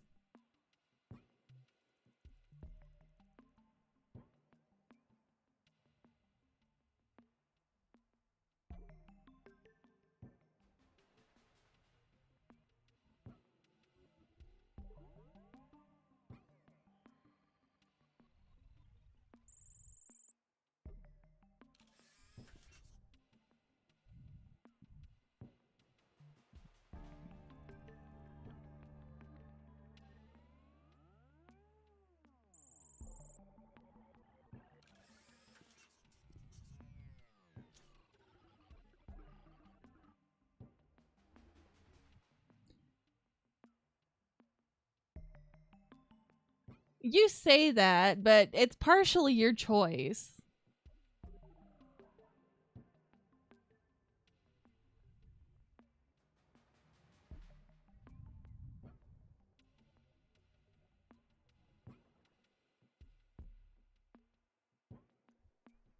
There. He's breaching his rival's house, the irascible, lustful wretch. This is the kind of punishable offense I was talking about earlier. We can now have Philemon arrested so he won't be able to use his snake to scare William Gloom to death. That way we'll preserve his future role as a trigger for the uprising. The paradox is solved.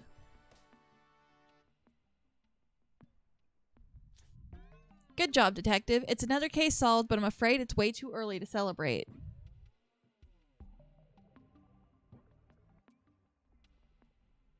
You are more than welcome to decline such moments. You choose not to. This new entity we're dealing with seems far more powerful than the other AIs. We have to run more analysis on its energy signature.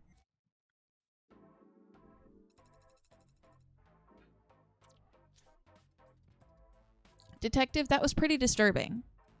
To better understand the nature of the rogue AIs, we should run deep, complex scans and simulations on the faint energy trace left behind by our unknown AI. That would be quite vexing for my computing process, and I wouldn't be able to do much for a while.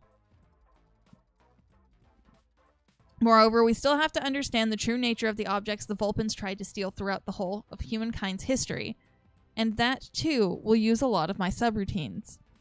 Finally, we still have to deal with our true enemies, the rogue AIs. This new AI has the power to move people and objects through time, which is a feat we assumed was almost impossible. We should call it Legacy. I have an idea. If we focus first on defeating another AI, it's likely we can recover some information from their subroutine that I can assimilate. We can, of course, target only one of them at a time. Who should it be? Chimera? That's okay to me. Let's try to find her. Signal found.